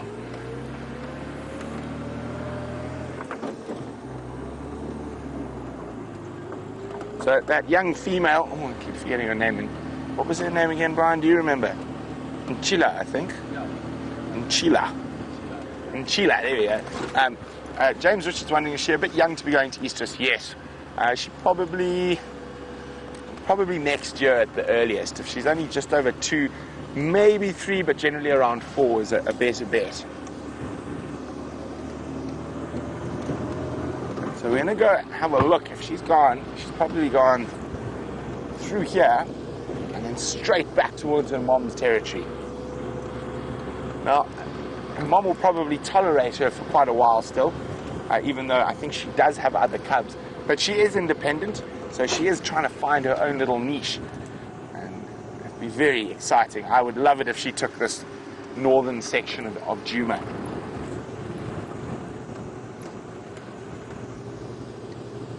Very pretty young female she was.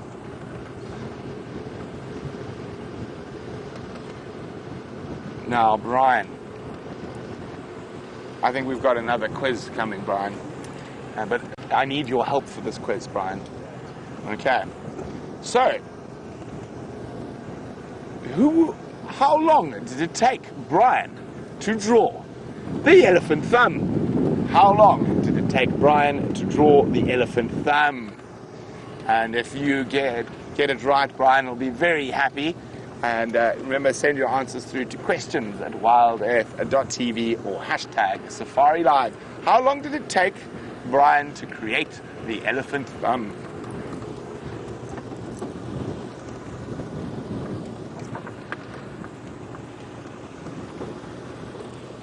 So while we try to figure out what's happening with this young female leopard, let's go back to Jamie, who's with a Birmingham boy.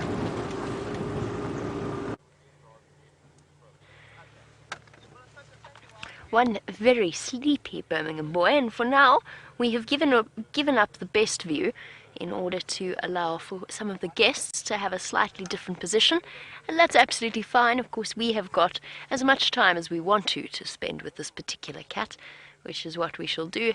We'll just wait for them to spend some time in the sighting, enjoy a position close to his head, and then when everybody moves off, then we will shuffle in and have a nicer view once again.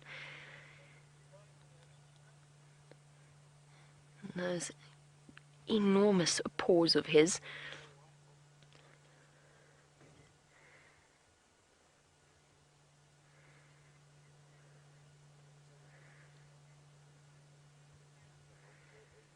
Aha! Okay, now we have an answer to the mystery that has been plaguing poor Dispatch and confusing me no end, which is why we've been referring to the lions as fuzzies. I'm having a little bit of a quiet chuckle here.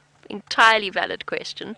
We're not calling them fuzzies on the Game Drive comms, although I'm really, really tempted to start calling them fuzzies on the Game Drive comms now.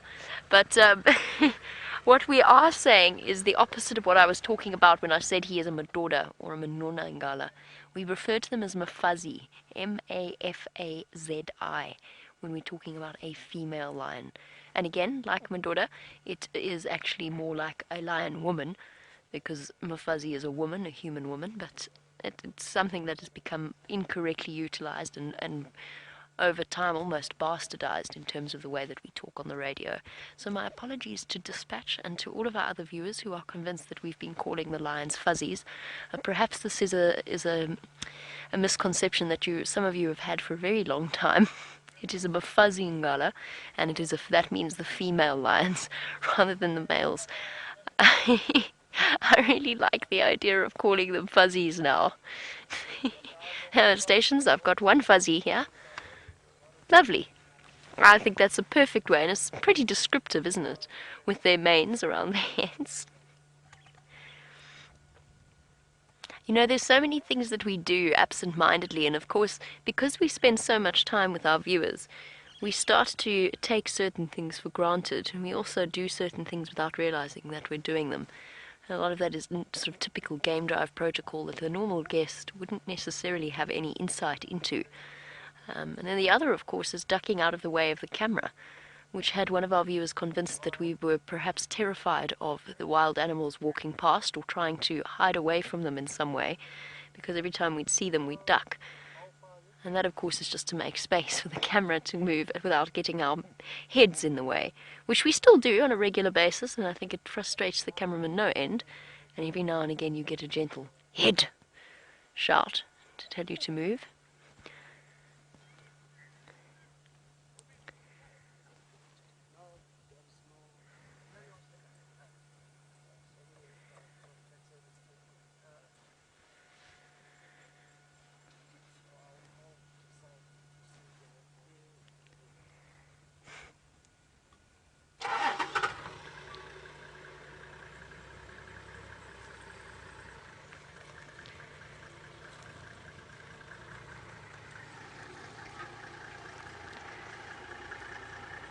Now, the nice thing about these particular male lions and these winter evenings is that our male lions tend to start to become more active earlier and earlier in the evenings.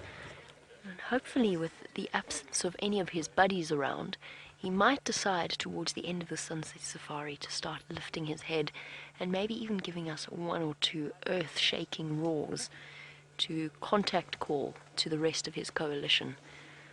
I think that the Nkuhumas are somewhere still on Djuma, but they definitely led us on a very merry dance this morning when we set out and about tracking them and trying to figure out exactly where it was that they had gone. Hi guys! Hello everybody! And we've just got Ephraim from Cheetah Plains joining us as well. And we're all having an opportunity to have a look at this lion. I'm going to talk nice and softly, especially because there are other people very close to us, which means that I just have to keep my voice down so as not to disturb their guest experience with this magnificent male. It's important to remember, and it is something I was taught when I was training as a guide, is that no matter how much time you spend with these animals, and fortunately for myself and for the rest of the guides working at WildEarth, we've never had a major problem with getting bored or taking the animals for granted.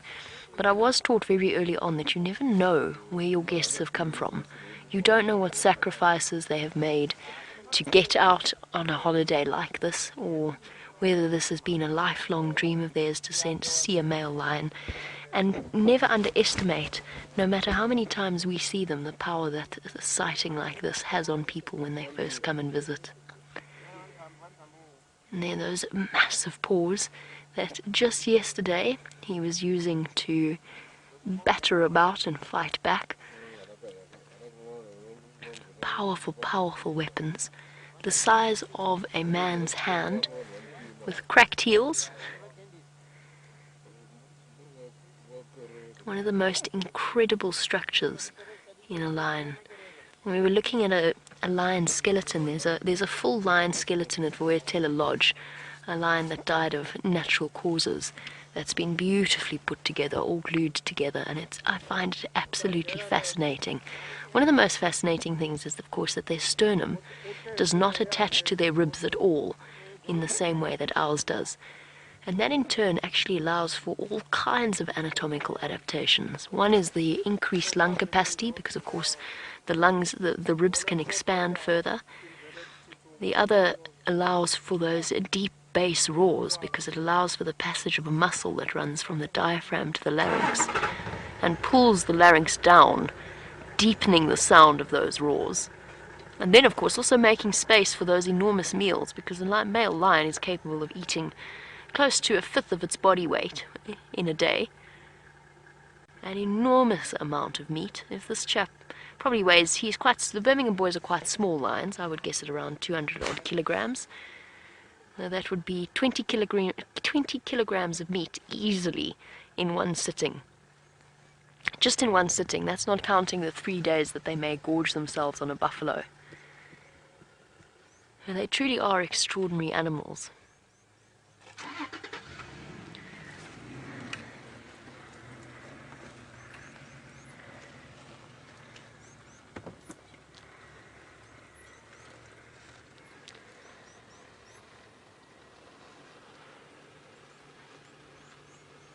And again, as I said, we will take an opportunity to reposition a little bit later, but first we're going to let the other guests have a chance to sit and enjoy the view of the front of his head.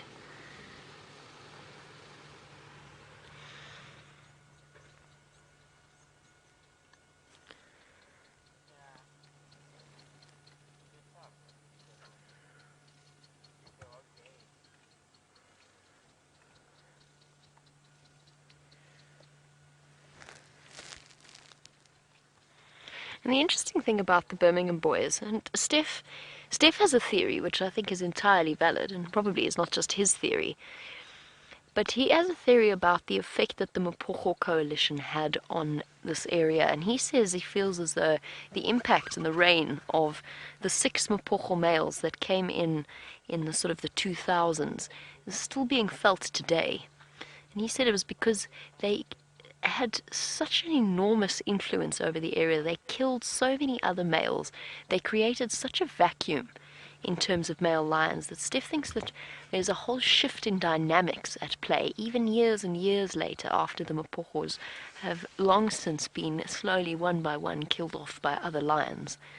And it's an interesting point, and we see this effect with the Birmingham boys now. They have this enormous territory that extends all the way from Mala Mala right up into close to Manuleti, probably into Manuleti as well, into Kruger. We have no idea how far it extends into Kruger, and then all the way towards Elephant Plains on the opposite side, and Simbombili, and I mean, it's just, their home range is absolutely enormous. It must equate to close to, I would guess, at 10,000 hectares, which is a huge amount. And what that means is, now that they have established themselves, and they have established themselves very, very effectively as the rulers of this area, they've had to they constantly split up in terms of having to cover ground and mark and patrol those territories. And recently, what we've seen with them is that was sort of the results about 5 months ago, but now things have totally changed, because now they've got cubs, and I think it feels to me as though they're spending time in a slightly smaller area, a smaller home range, that they are now patrolling and taking care of. And I think that's instinctively a sort of a tightening of the barricades, so to speak, around their cubs, both from the sticks and from the Nkuhumas, making sure to keep them safe. And it just goes to show how amazing the instinct of a male lion is, because that's not learned behavior. There's no way that they learned that was what was required of them to keep those cubs safe. It's pure instinct. And when they first arrived, they were almost bumbling and inexperienced, and filled with testosterone and quite a lot of aggression, which in the end resulted in the death of at least 2 Nkuhuma females that we know of. That was definitely caused by the Birmingham boys, plus one of their sub-adult female cubs, which seems a bit short-sighted, because at this point her sister, who's now the youngest, no, not anymore, the youngest adult female of the Nkuhuma pride, is now ready to mate and is mating with the Birmingham boys. But there was a great deal of chaos and discord when they first arrived, and they've definitely matured into responsible male lions, if one could call them that.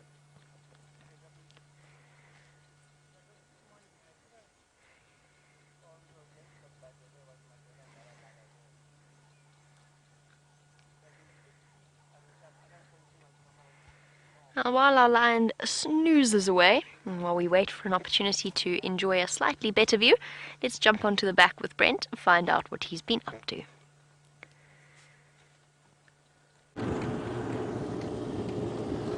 So we tracked that female leopard. She went all the way through the whole of Djuma and back into Sibambili. So unfortunately, she has vacated after a very brief visit. Hopefully she'll be back soon. What we're going to do now is those ellies that were quite far from the road, I'm hoping that they moved out into the open. Oh, hello, big man. Beautiful big kudu bull. And the golden afternoon light. Yeah, the guy from the west this morning is saying, but it's a woman going to my father.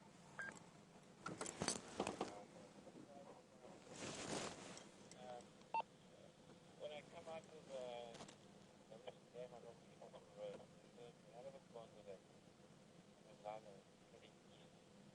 They like to go on the Look at that beautiful big bull ducking under the bushes.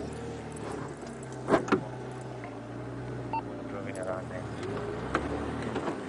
Always late. Sorry about that, just need to update Andrew on those lion tracks we were following earlier because he was wondering. And while I do that, let's have a look at the kudu.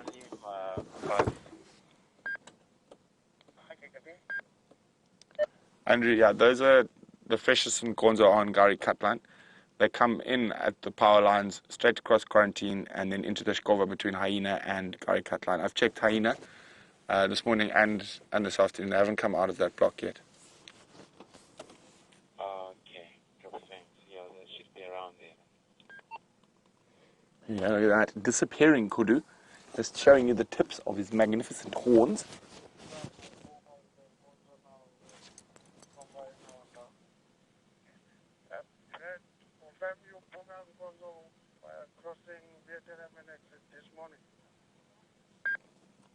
Sorry, Orbis.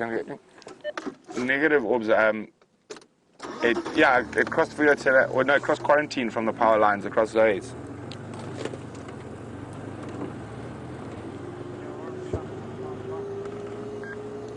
With my pimpans and my fuzz. Sorry about that. We're just trying to figure out where the Nkahumas have gone. So we're pretty sure they're in that little drainage system where we're unable to get a vehicle in, but it is getting later, so they could start moving. And we're going to hope that while we go try find some elephants to sit for World Elephant Day, but a little bit later, the Nkahuma lionesses will be out and about and on the prowl with the cubbies.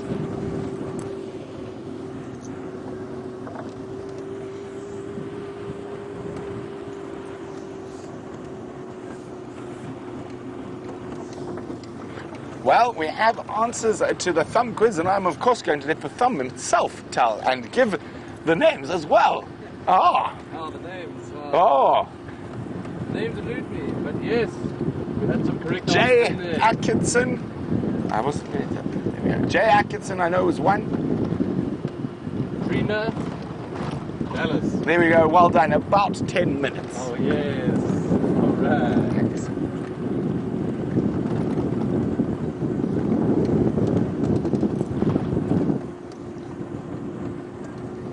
I was hoping those ellies might have moved this way. Oh, maybe they just haven't moved that far yet. We'll trundle back down towards my house because they were just below it. Of course, we are very lucky with our elephants here in the Greater Kruger. There are very little pressure from human beings on them, and they're able to live a very natural life out here. But of course, in other parts of Africa, that's not the case.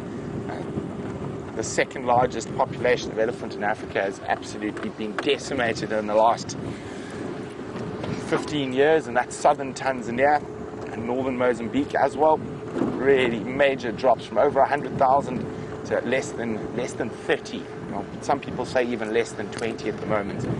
Of course, very important to celebrate these animals and enjoy the sightings we have with them, but we must remember that there are other parts of Africa where elephants are in plight.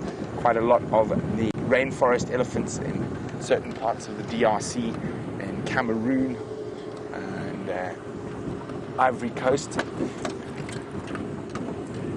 are all under massive pressure.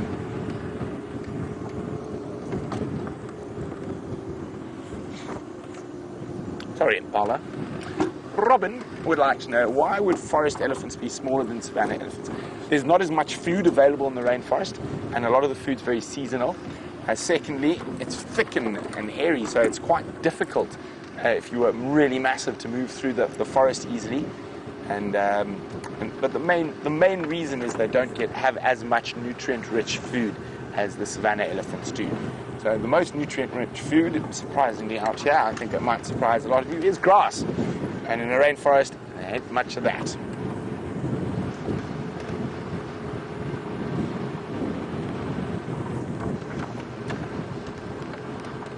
It's also like you will find certain impala are larger in other areas than others. Obviously, they've been separated for so long that there has been some sort of obvious physical adaptations, like the downward-facing trunks.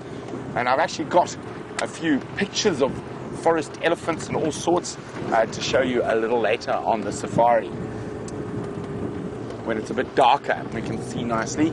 But very, very interesting that. And there are different species, but they're not, because they can breed and produce viable offspring. So it is just, it fascinates me. And I've been lucky enough to spend an incredible amount of time with both species. I've even had a mild disagreement with a forest elephant that I lost dismally. That was a long time ago. Again, everywhere. Cheers, guys.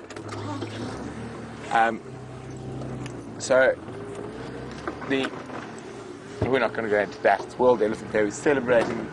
But what I found, I was really lucky. The part of Central Africa I worked in Gabon and in Luongo National Park, and there were, I mean, I've seen more than 300 elephants a day there, and now I'm trying to remember the name now. What's that big swamp? A Kaka swamp. So it's not really a swamp, it's the not the Gui River. Oh no, I can't remember the name of the river up there. No, I'll remember it just now. Basically, it's where a big river comes out of the rainforest into an estuary area, but it's very seasonal. So, I mean, you get over 1,400 mils of rain a year there. So the water level changes vastly. So in the wet season, it's about 3 meters or so deep. And then in the dry season, it just comes out of the river about this much, and then it gets grass. And it's the only time those forest elephants have access to really good grass, and lots of it. So you get them en masse descending on the Akaka swamps. And then when the wet season, when those swamps are full, you find them down on the coast. And it's incredible. You get to see elephants on a beach. Isn't that just amazing? And I got to see quite a lot of elephants on the beach.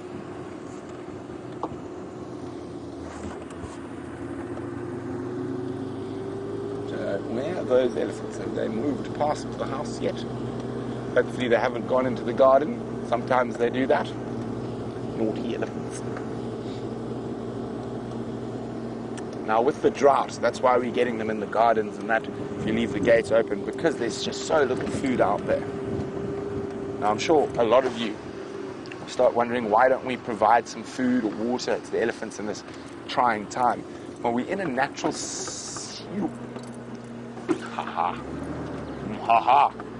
we're in a natural system, and the elephant populations are quite high at the moment. This is nature's way of controlling those numbers.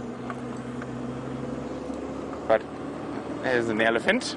There's the elephants. And he's decided to go to the bush braai. Of course, he will not be eating, he'll probably be eating some roast veggies, what do you think?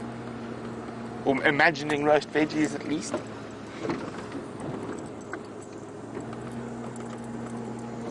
Yay! More ellies for World Elephant Day. Oh, hello, boys and girls. Let's have some shenanigans. That would be much appreciated.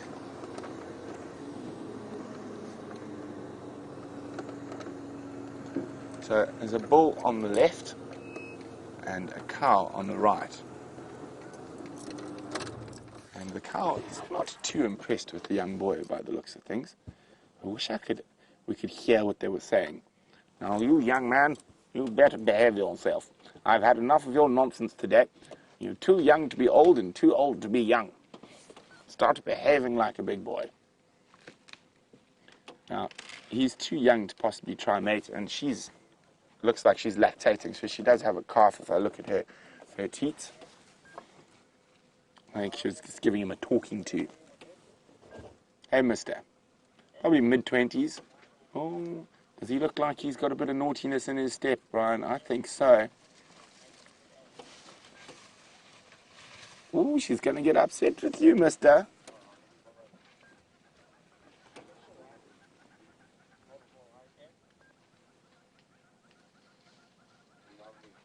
She's trying to get away from him. Now you can see even a young bull is much bigger than an elephant cow.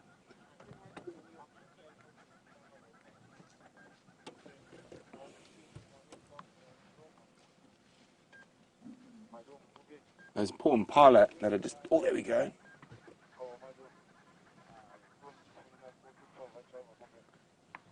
Oh, can you hear those tusks touching? Now normally you see the sparring between males, but this young male is irritating and pushing this female. He's not in must, but she might be coming into estrus, or she's just given birth because it looked like she was lactating. So it could be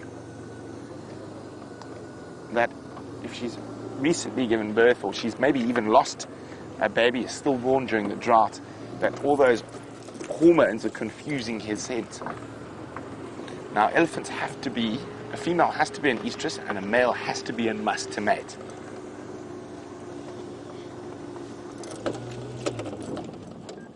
Oh, it looks like they've stopped for a snack.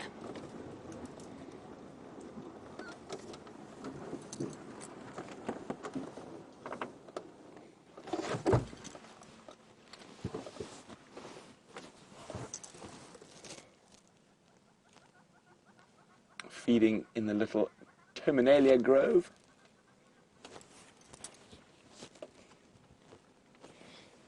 Oh, we're being stalked, Brian, by a young bull. Hello, naughty. You didn't think I saw you coming. And I'll go look sheepish next to your tree.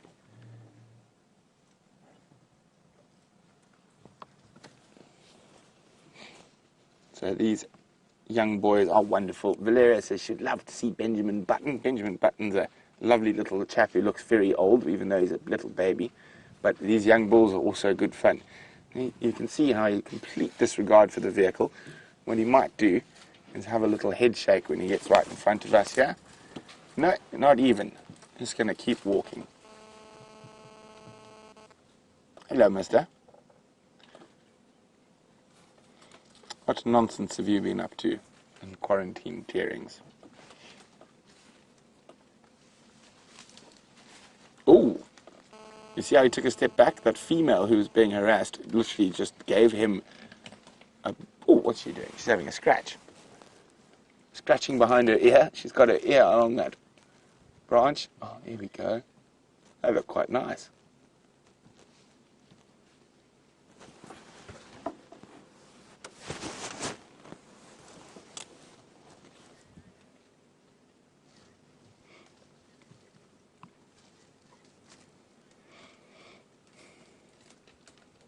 Miss Lynn in North Carolina is wondering, do we have insurance in case Ellie's damaged our property?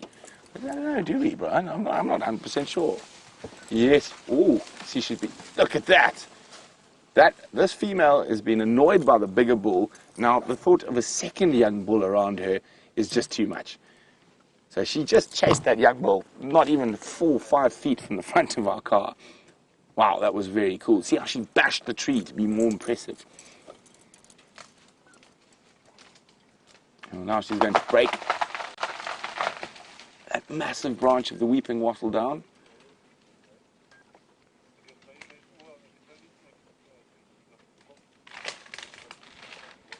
Hungry Ellie.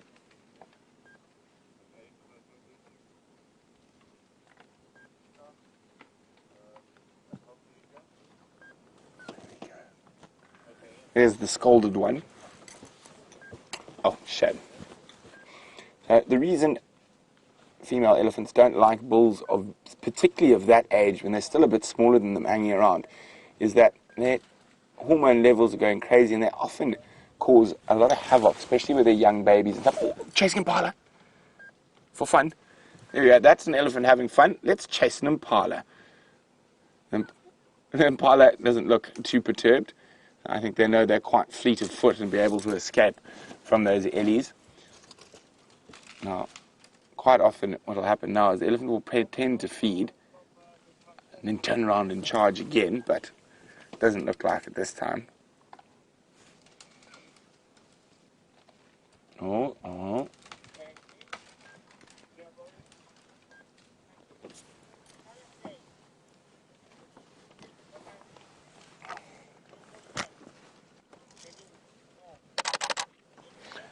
Now, Tasha's wondering, at what age do the bulls begin to mate?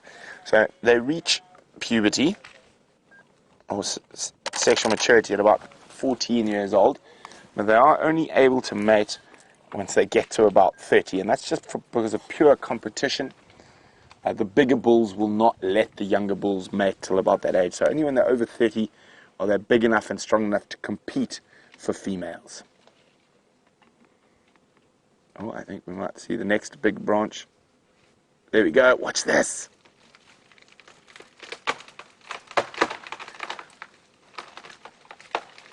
He nearly pushed it on the female.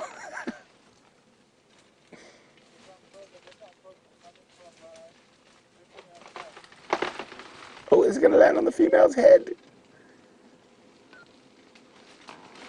Yes. Oh, just missed. Incredibly powerful animals. So Shantam wondering, do they just mate once or multiple times? It depends, Shantam. Sometimes just once, but the female normally mate with multiple bulls. But I have seen a male mate with the same female multiple times as well.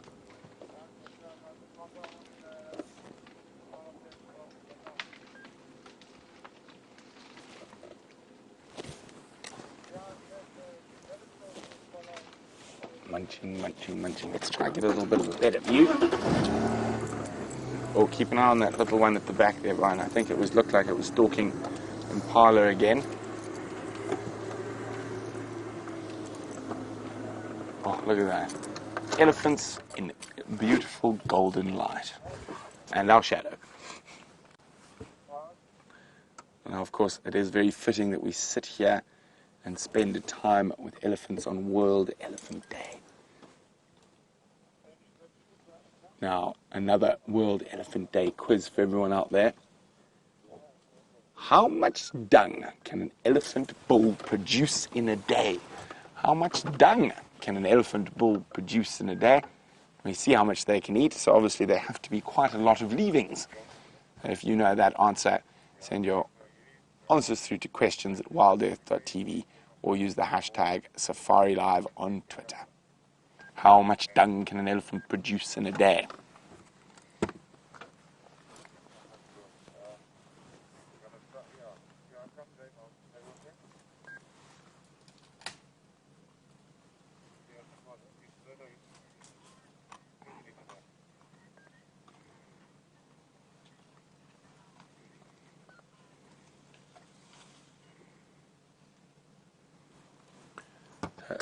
Our beard's wondering, do the small antelopes like impala get any protection from hanging out around elephants? Yes and no, but quite often the panic that's ensued when an elephant comes across a predator or whatnot, they can have misdirected aggression, so they'll chase almost everything around. So quite often, because there's such pandemonium, that the poor impala often gets eaten. I've seen it with wild dogs many times.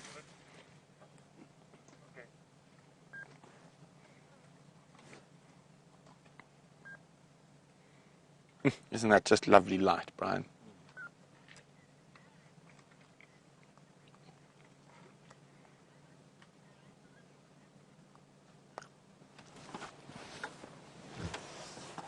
Hi, Aaron in New Zealand. Aaron's wondering, what is the biggest tree I've seen an elephant push over? Let's try have a look for something about the same size around us. Nothing really. probably about 30 or 40 centimeters wide, 10 or 15 meters high. So about as high as that tree in front of the elephant bull. Actually, no, quite a bit higher than that tree, but about probably double or triple the circumference. So now what's happened is that big bull, or the bigger bull, and that cow have pulled down that weeping wattle, and now one of the smaller ones, it wouldn't have been able to reach that. The leaves has made its way here to come enjoy the fruits of others' labor.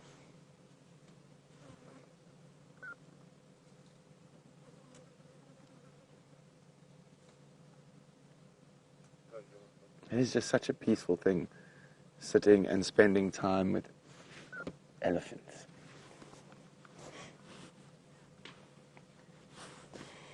Oh, I've got our first answer in. 165 pounds of dung, and it's about 160 kilograms of dung, which is over 340 pounds, 350 pounds of dung a day for an adult elephant bull. Yum, yum, yum, little one.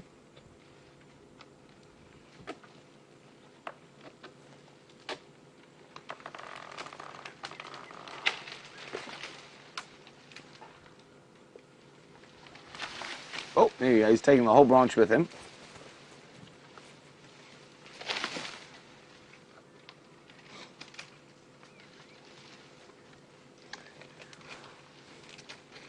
Hi, Trevor, who's a brand new viewer at Safari Live. Welcome, Trevor. Great to have you with us. Trevor would like to know, can people actually ride elephants, or is that just in the movies?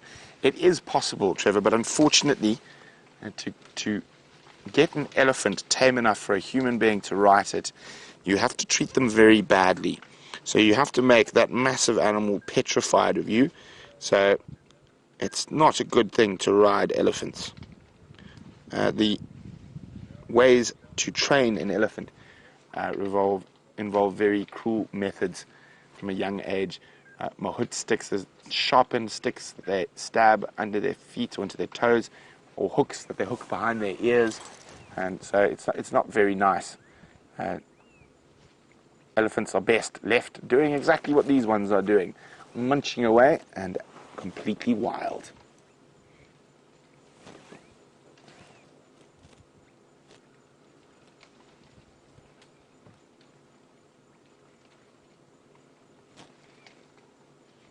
Now, if you're lucky enough to spend as much time with elephants as we are, you'll often notice a little bird. And so it's not an oxpecker. The oxpeckers can't spend any time with elephants because they get swatted by that trunk.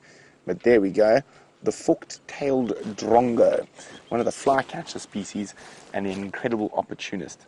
They'll follow the elephant herd around, catching any insects that the herd disturb as they walk or they feed.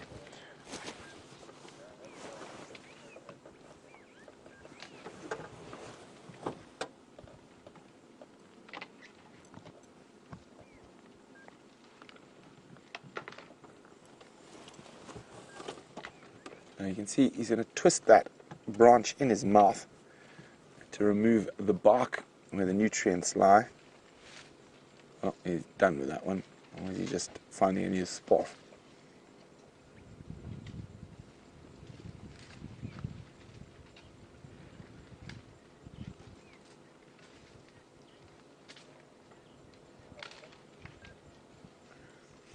Hi, Liz. Liz is wondering whether gardeners in Africa have ever used elephant dung as fertilizer.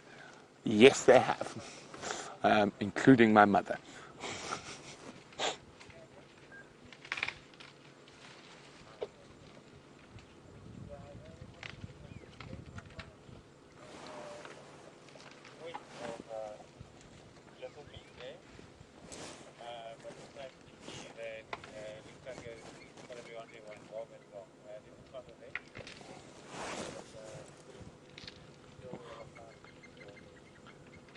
That's just so wonderful. I'm so happy we've got these ellies on World Elephant Day.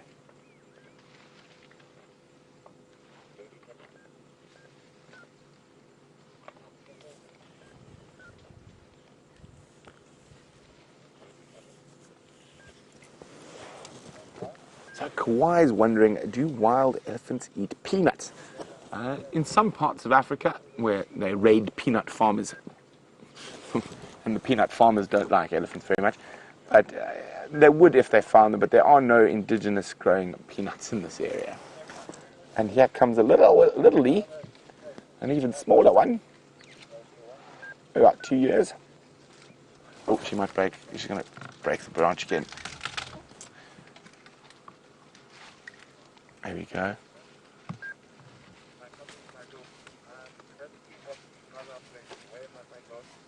Oh, I thought she was going to pull down the big branch. No, she's decided against it.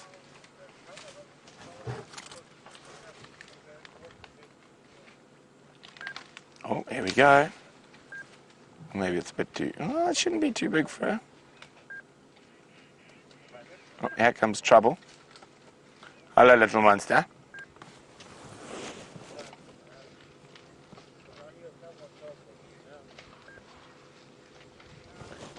Hugh Cat is wondering, are Indian elephants more docile than African? And not as far as my understanding. I just think there are more of them in captivity. But I wouldn't say they're more docile. They are smaller, though. Oh, look at that power.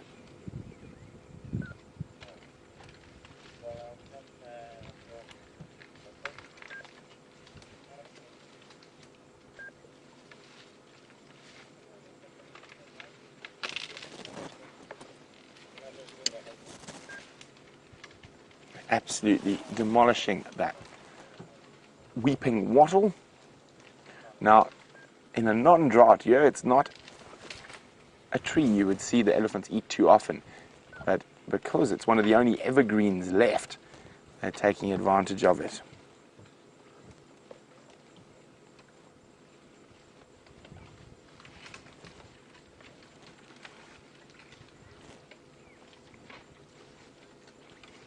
Now, we're going to keep sitting with our elephants for World Elephant Day, but let's go see how Jamie's faring with the big male lion.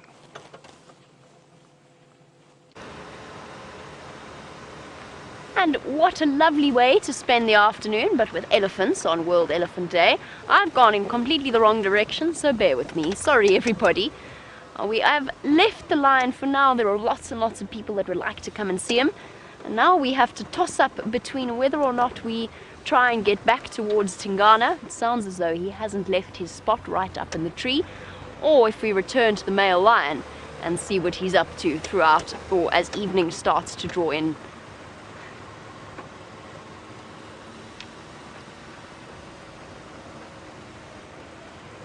Just wave hello to everybody. Making space so that they can go in and enjoy the lion sighting. Oh, trying to call myself out of that sighting, but unfortunately the radio is currently occupied. I figured we might as well go and check Red Dam again. I don't really want to go too far away from that male lion. I want to try and stay with him. So I figured we'd go and check the only other water source in the area, see what's happening there, and then return to our male lion as it starts to get a little bit cooler and once everybody else has had a chance to see him as well.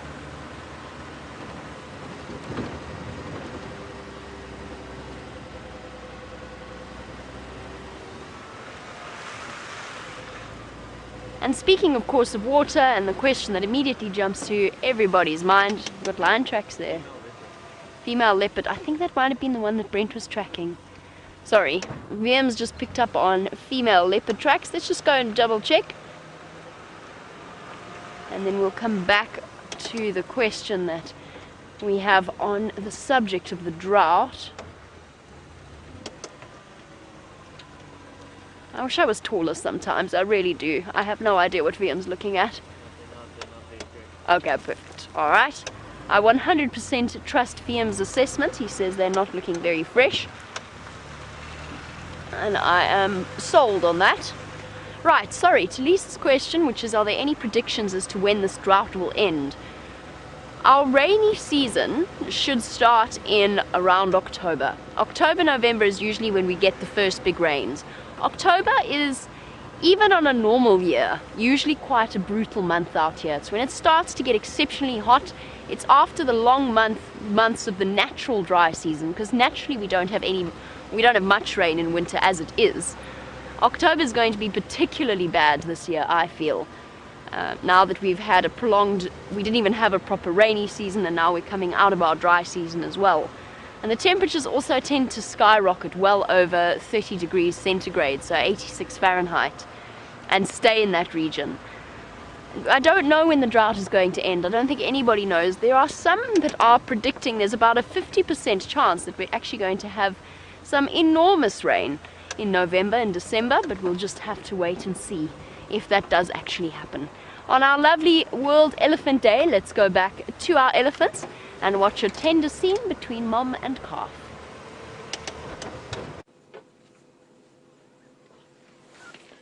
Look at that. So that's that big female who was chasing, or being chased by a male and then chased off the other young male. And you can see, I said it looked like she was still lactating, and she is. So that tiny littly belongs to her.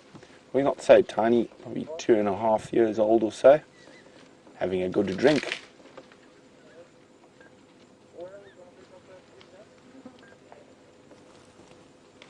And a lovely late afternoon light seeping from the western horizon.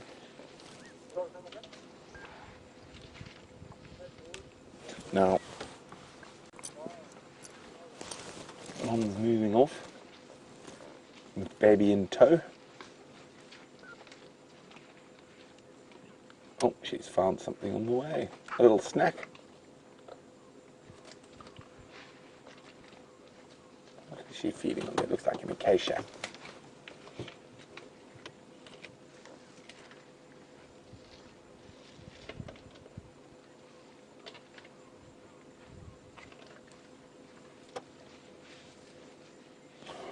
Hello, Gracie. Gracie's 8 years old, and she says, Happy Elephant Day to all my elephant friends. Well, I'm sure they're wishing you a happy day, Gracie. We know how happy elephants make you. So I'm so excited to share these elephants with you. And Gracie's also wondering, is there Hippo Day? And it's on February the 8th. I did not know that. But there's also another special day coming up in August, and it is since the elephants... Oh, sorry, it's the 15th of February, not the 8th. But there's another special day coming in August.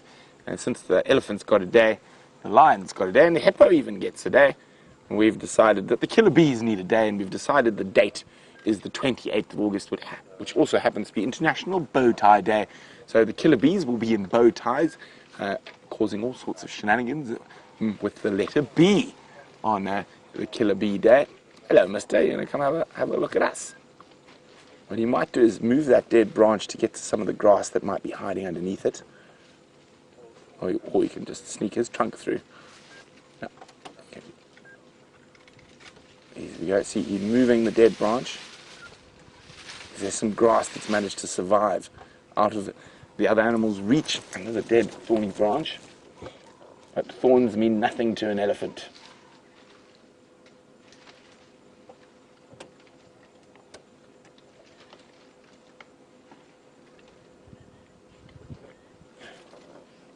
Hi, River. River's 9 years old. And River says, please can we have a test for the kids too? The other quizzes are just too hard. Brian, are you going to help me come up with a kids quiz? I can. Oh, is Brian's going to help me?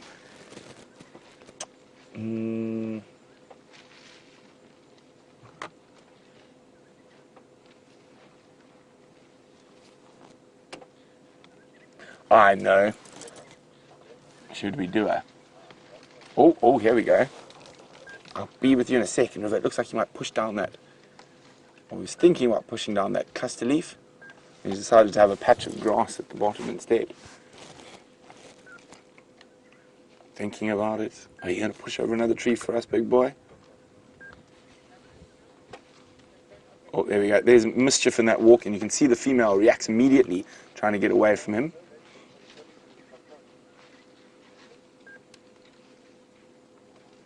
She's trying to move away slowly without him noticing her disappearing.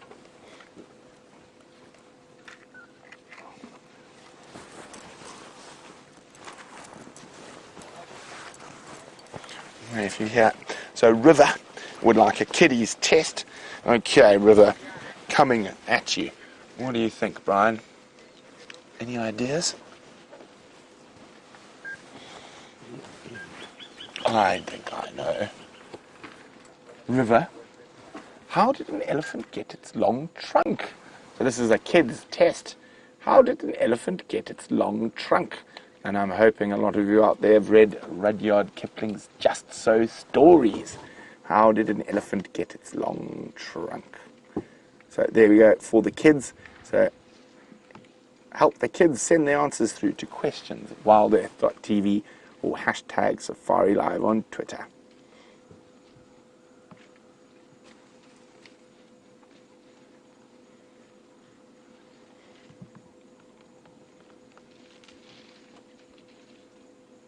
You can see the pink hue in the sky.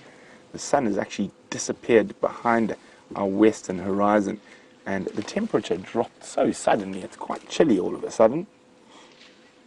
And we are feeling happy and fuzzy and warm inside, spending time with our favorite elephantine friends on World Elephant Day.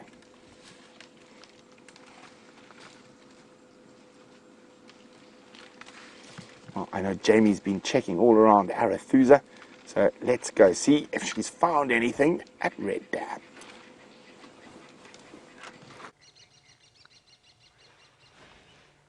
It's safe to say not much has changed at Red Dam. It seemed the most sensible spot to go and check, since it was right close to where that male lion was lying up, and I didn't, as I said, want to get too far away from him. The only thing that's changed at the moment is that the hippo has shifted his position slightly and has moved more into the center of the dam. But other than that, all seems to be quiet here. No surprise leopards, as has happened before at Red Dam. And just, I think, the evidence of that buffalo. Remember we had that extraordinary scene a couple of, when was it? Must have been about 10 days ago, I can't even remember anymore, where we had the buffalo and the dead buffalo in the dam, with the hyenas feeding off it, and then the vultures, probably close to 100 or so vultures, gathered around. And I think that was the remnants of the buffalo. And then we've got some fork-tailed drongos fluttering about as well. One of my favourite birds. Natural mimics of the bush, and also thoroughly entertaining. They punch very much above their weight, fork-tailed drongos. They're quite aggressive little birds, but they're also very, very courageous. And they're not afraid of it. Keeping you guessing, Liam. Awesome. They're natural acrobats of the sky. What's there that you want? Okay, moving off now. They are the natural acrobats of the sky. Which means they keep our cameramen on their toes, and at the same time they also know that they can tackle bigger birds, things like raptors or birds of prey. I mean, look at this one, ducking and diving. I wonder what he's after, he or she. Putting on an amazing display for us. Thought perhaps it was trying to catch some insects, perhaps mosquitoes, hovering above the surface of the water. I do remember the last time Liam and myself were sitting here at Red Dam and the mosquitoes were starting to gather, so perhaps that's what it's after. And as it starts to heat up, the mosquito larvae are growing bigger and bigger and increasing at a rate of knots, and we're seeing more mosquitoes now as we start to get into warmer temperatures. And I think that might be what our fork-tailed drongo is doing. So we can't see what he's after, but there's clearly something, because that drongo is going fluttering up and down.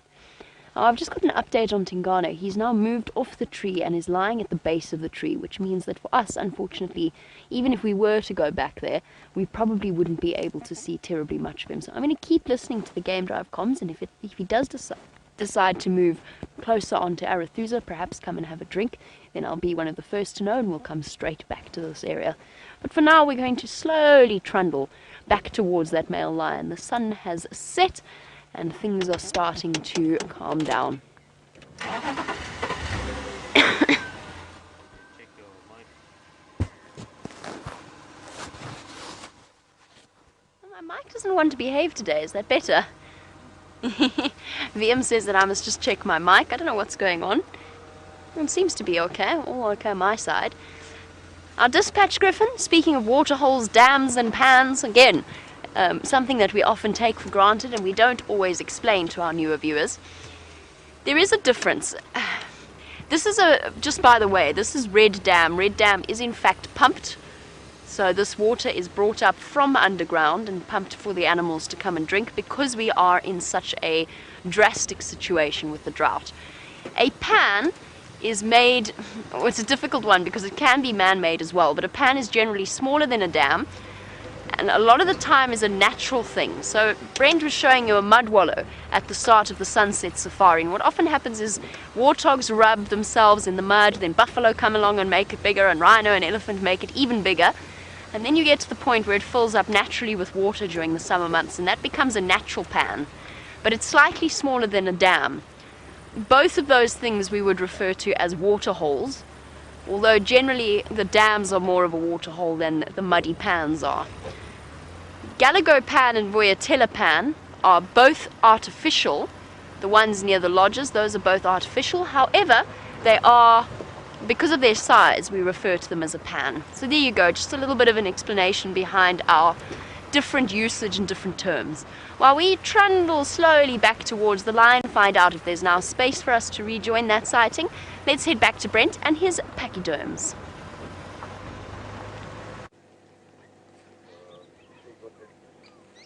So we're still sitting with these wonderful elephants, just enjoying a peaceful moment.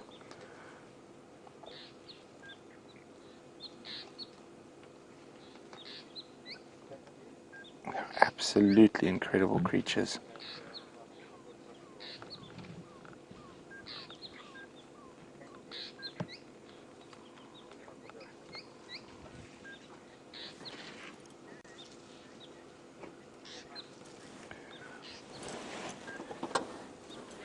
Well done to Hannah, who's 9 years old. And in South Africa, Hannah has got the kids' quiz correct. It is indeed a crocodile. Pulled his nose long. So an elephant used to have a short nose. And one day on the banks of the great... Can you remember the rhyme, Brian? To a degree. To a degree. I think I remember.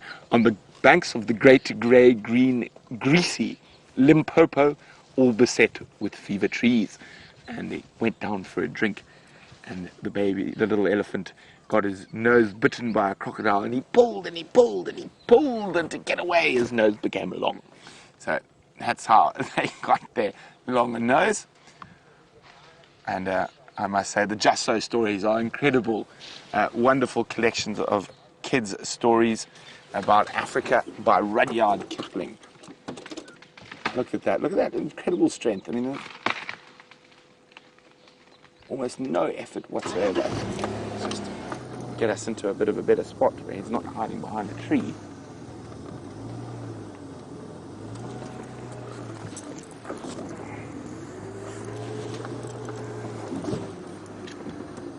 How's that, Brian?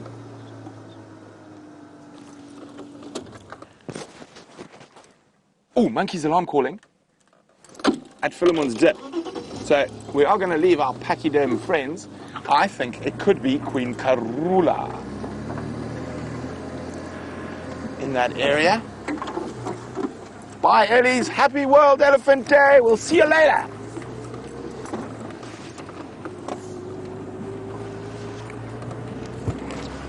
So monkeys are one of the best ways to find cats. If they're shouting, it means they've definitely spotted something.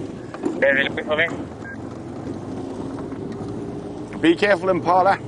Karula could be on her way. Standing by. What do you think it is, Brian? What could it be? Guys, I'm hoping it's Karula, but of course, it could be any other leopard. And we're having all these females popping up. It could be not Tingana, because we know where he is. So we're going to race down here, and we're going to just stop as we get down there to listen, or see if we can spot those monkeys and see where they're looking.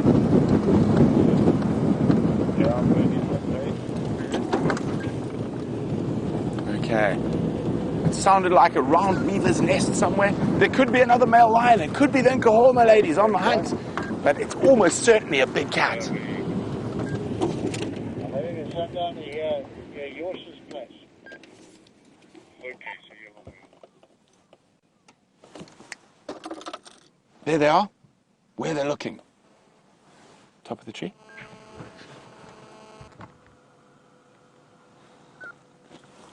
Where they're looking. Other side. Okay. There we go. While we go figure out exactly where those monkeys are looking, let's go see what Jamie's up to.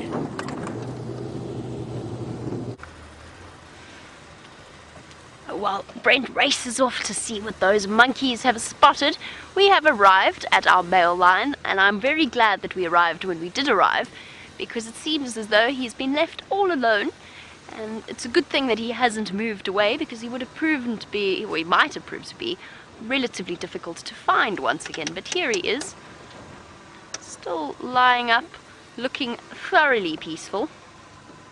What are you planning this evening, mister? Let's stop here for a slightly different view of his face. What are your plans for the evening? So far, I don't think that he's moved terribly much. Standard lion behavior on an afternoon like this afternoon. And just look at those scars all over his face. I'm just going to take my earpiece out for one moment. I thought I heard alarm calls. I'm just going to double check. I'm not sure where Brent's following up on those alarm calls. So I'm just going to listen.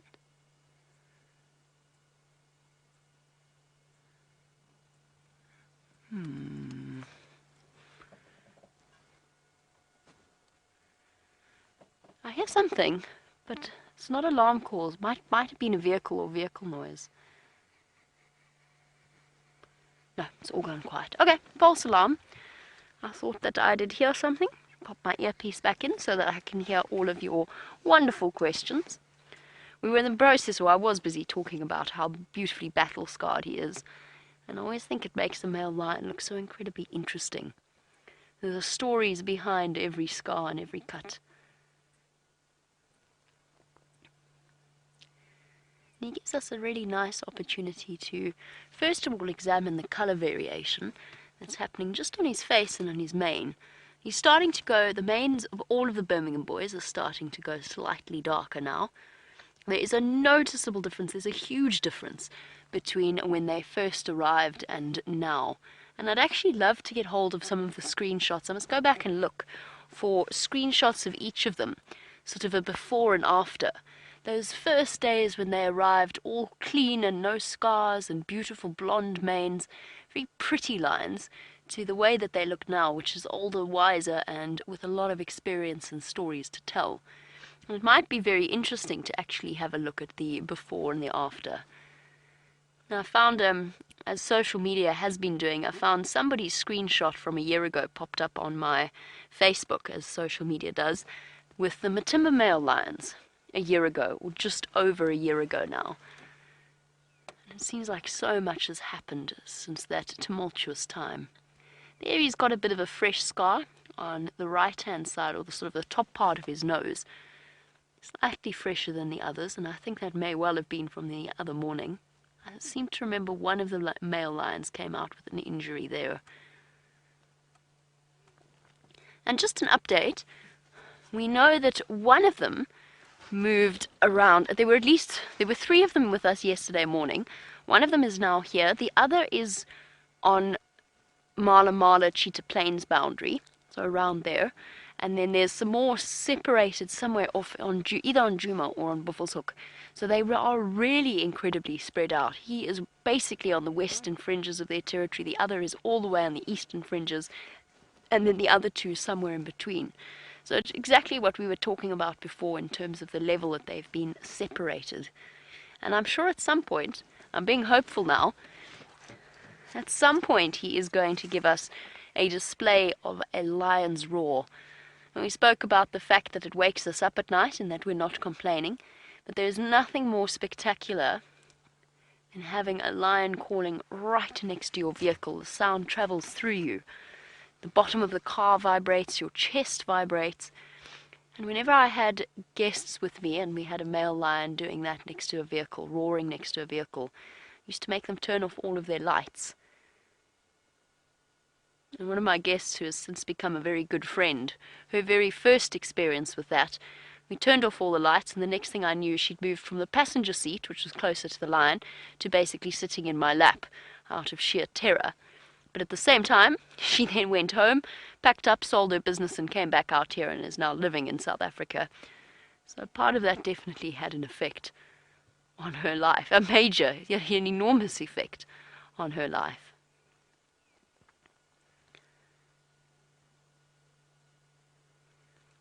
And something else that we can talk about just while we've got this close view of his face, which is aging male lions, or aging lions.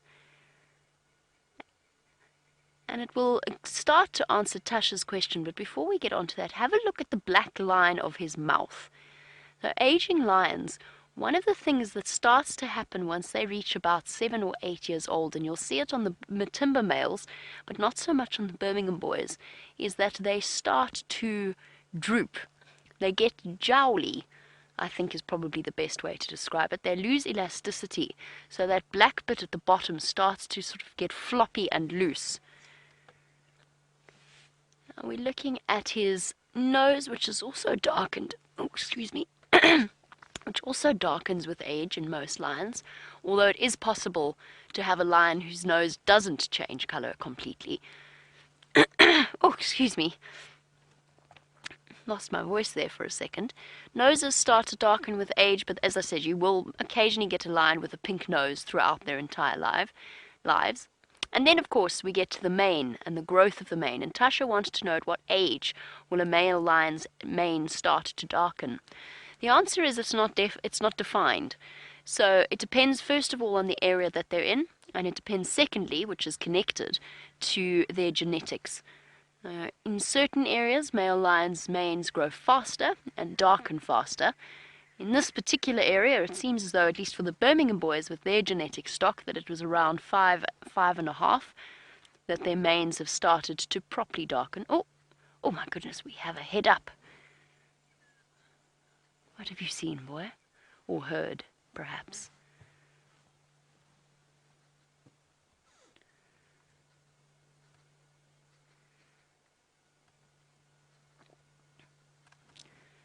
Something has attracted his attention. Can you give it 1 second and then reposition? Just want to see what he's looking at.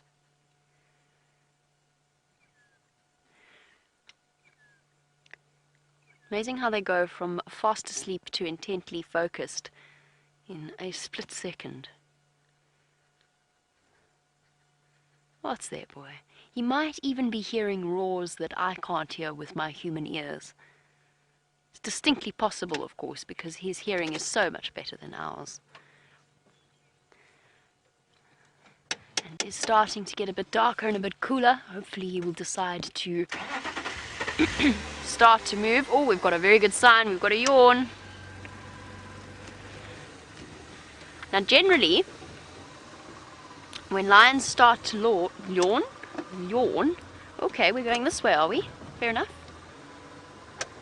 When lions start to yawn and lick their feet, it often is an indicator that they're about to move. And he's giving us a perfect demonstration now by moving. He might just be getting up to relieve himself, but let's just check. Let's just make sure.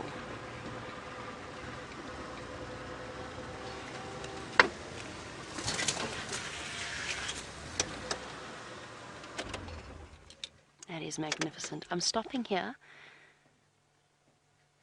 just to let him decide where he's going to go.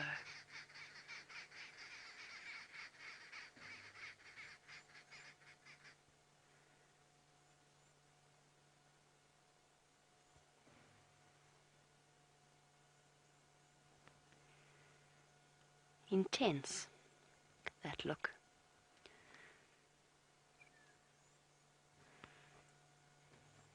Wow, that was a very intense look. Huh. And that is that.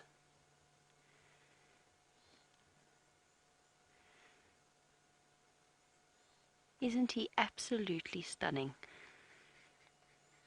He's very intimidating at this level because he's sort of eye level with us, which makes him particularly since we are straight in his eye line. That stare is truly impressive.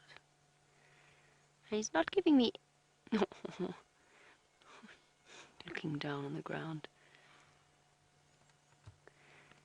And as much time as we get to spend with them, every now and again they give us they just give us a reminder of how truly powerful they are and how wild they really are.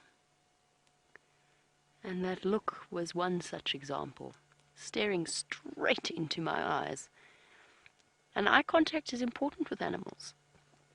There's a lot of things that are passed by a lot of messages that are passed through the eyes. And for animals that rely purely on visual communication, they can't speak to each other, it plays a very, very important role, which is why you find yourself, if you're ever standing down a lion charge, which hopefully you never will have to do, eye contact is essential.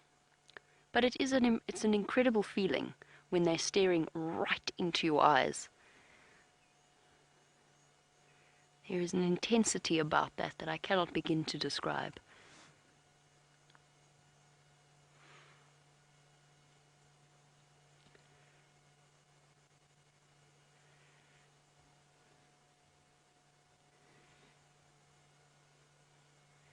Wow.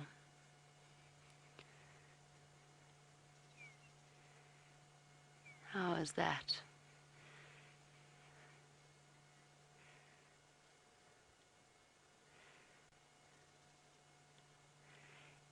Hannah, it's lovely to have you on board. Hannah is 9 years old and a fellow South African. And Hannah, I hope that throughout your life you'll be able to have lots and lots of opportunities to come and either visit us here in the Sabi Sand or go to the Kruger National Park or any one of South Africa's amazing game reserves. Hannah actually wants to know how long a lion can live for. It depends if it's a boy or a girl. For the male lions, their lives are relatively stressful and they tend to have slightly shorter lifespans than the females, usually around, the average is about 11 years old. They can live older than that, but the average is sort of 11 years old, because often what happens when a male lion gets old, he doesn't necessarily die of old age, but he's actually chased and weakened by other male lions. Females can live a little bit longer. He's seen something.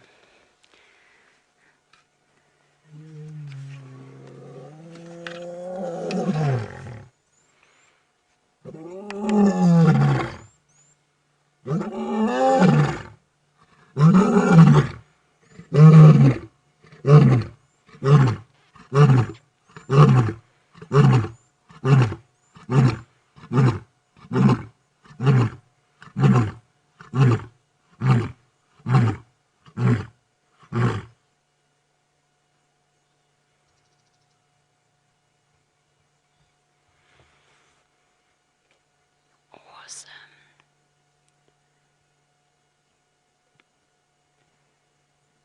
How amazing is that?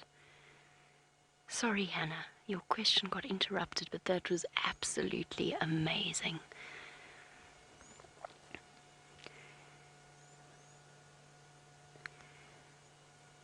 Beautiful. Hannah? And then the females, sorry, to get back to, we'll talk about the lion roaring in a moment, but let me just finish Hannah's question. The females can live up to 14 or 15, even up to 16 years old, but that's very old for a wild lion.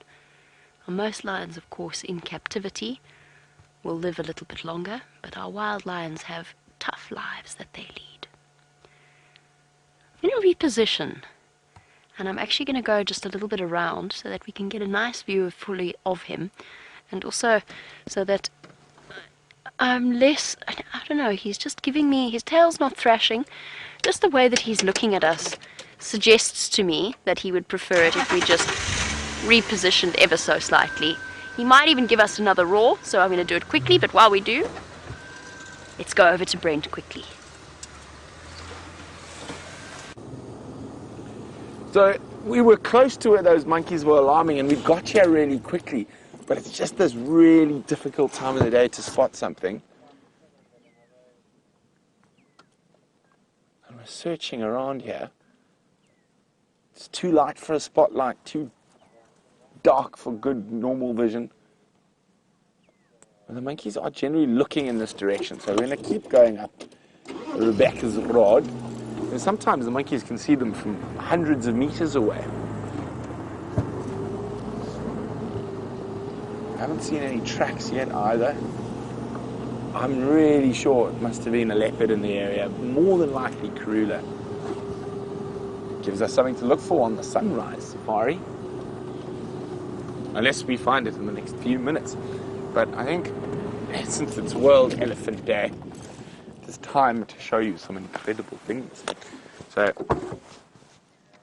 I went and did a little snoop around. Well, yeah, this is just more fun than anything else. Look at that. That's me filming forest elephants in Gabon in a swamp. There we go.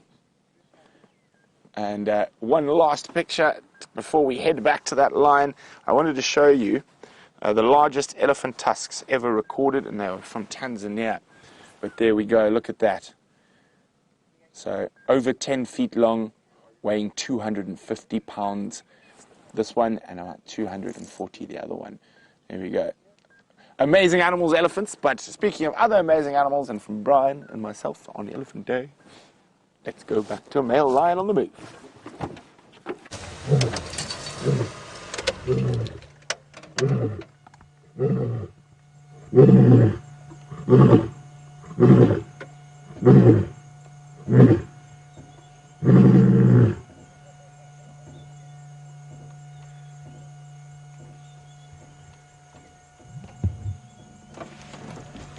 Love that sound. It's such an incredible sound. Let's stay with him for the last few moments of the sunset safari. We'll stick with him. Oh, thorns. Oh, VR rig. Thorns and VR rig. VR rig is now in a guarri bush.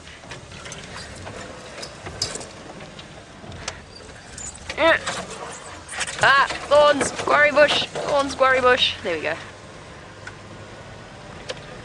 Now, there's nothing like the feeling of a male lion roaring right next to one's vehicle, as I said before, and I'm so glad that he decided to give you that demonstration before it got too late and we finished off with our sunset safari.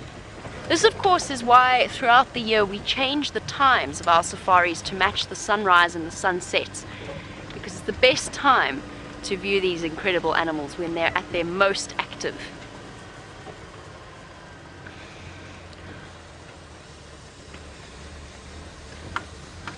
Now that I'm looking at him, standing up, he is very hungry.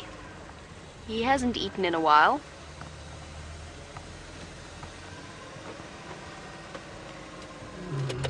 There we go again.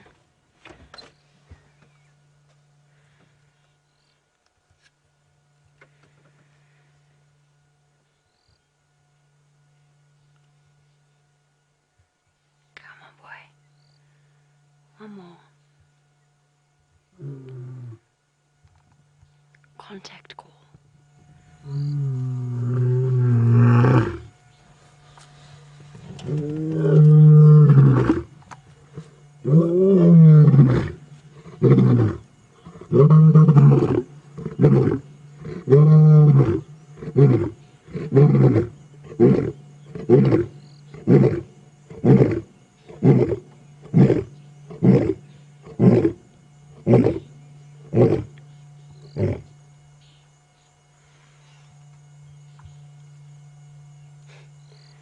You feel that through your feet, Viam? It's incredible. It really is. It's such a fantastic feeling. The power behind that call.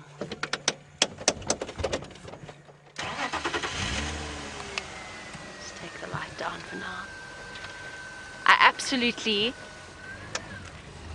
I have this memory of the Birmingham boys when they first arrived here, all 5 of them, calling around the Mahindra. I took some of the staff out to go and see them after we finished one of our sunset safaris, and we all went to go see the male lions, and all 5 of them on quarantine started roaring together, and I must say it's one of the most spectacular experiences I've had out here in the bush.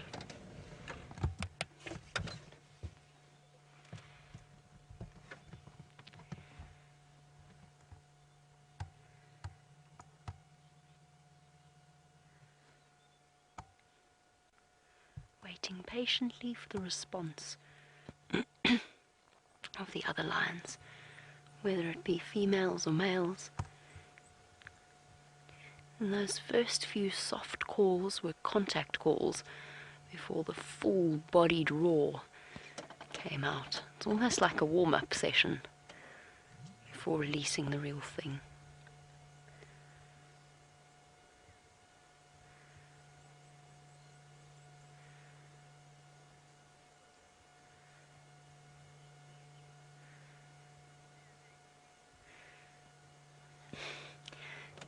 Absolutely.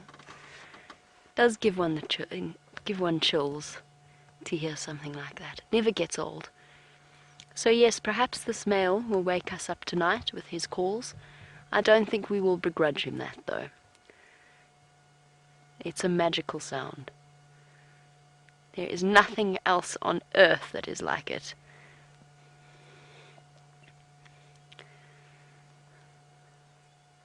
And whilst today is World Elephant Day and we've had some amazing moments spent with Brent and those elephants, our male lion giving us not a reminder, I don't think any of us need a reminder, but certainly just a little insight into just how special all of the animals are out here in South Africa and within Africa.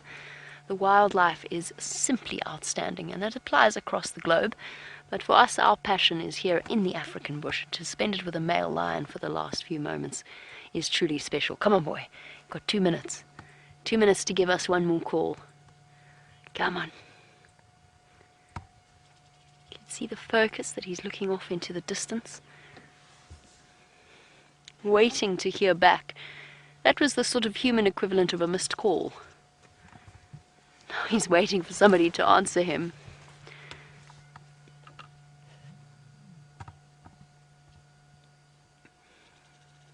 Gorgeous. Absolutely gorgeous.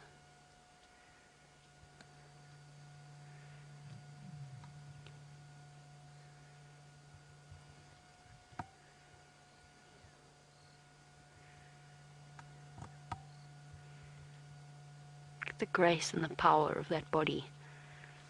You can see how hungry he is, the flap of skin. Tonight he will be hunting, or looking for the females to steal food from. One more roar. He's been spotted already by some kudu. There we go. And now we are coming to the end of our sunset safaris. I'm going to do a very quick thank you because I think he's going to roar again and I don't want to talk over it. So thank you to VM as well as to Kirsty and Rebecca in Final Control. And a huge thank you to all of you watching across the globe. I'm getting the thank yous out of the way because he's going to call for us again. We're going to let him walk off into the darkness at the end of our sunset safari. Come on, boy. Little piddly contact calls. There we go.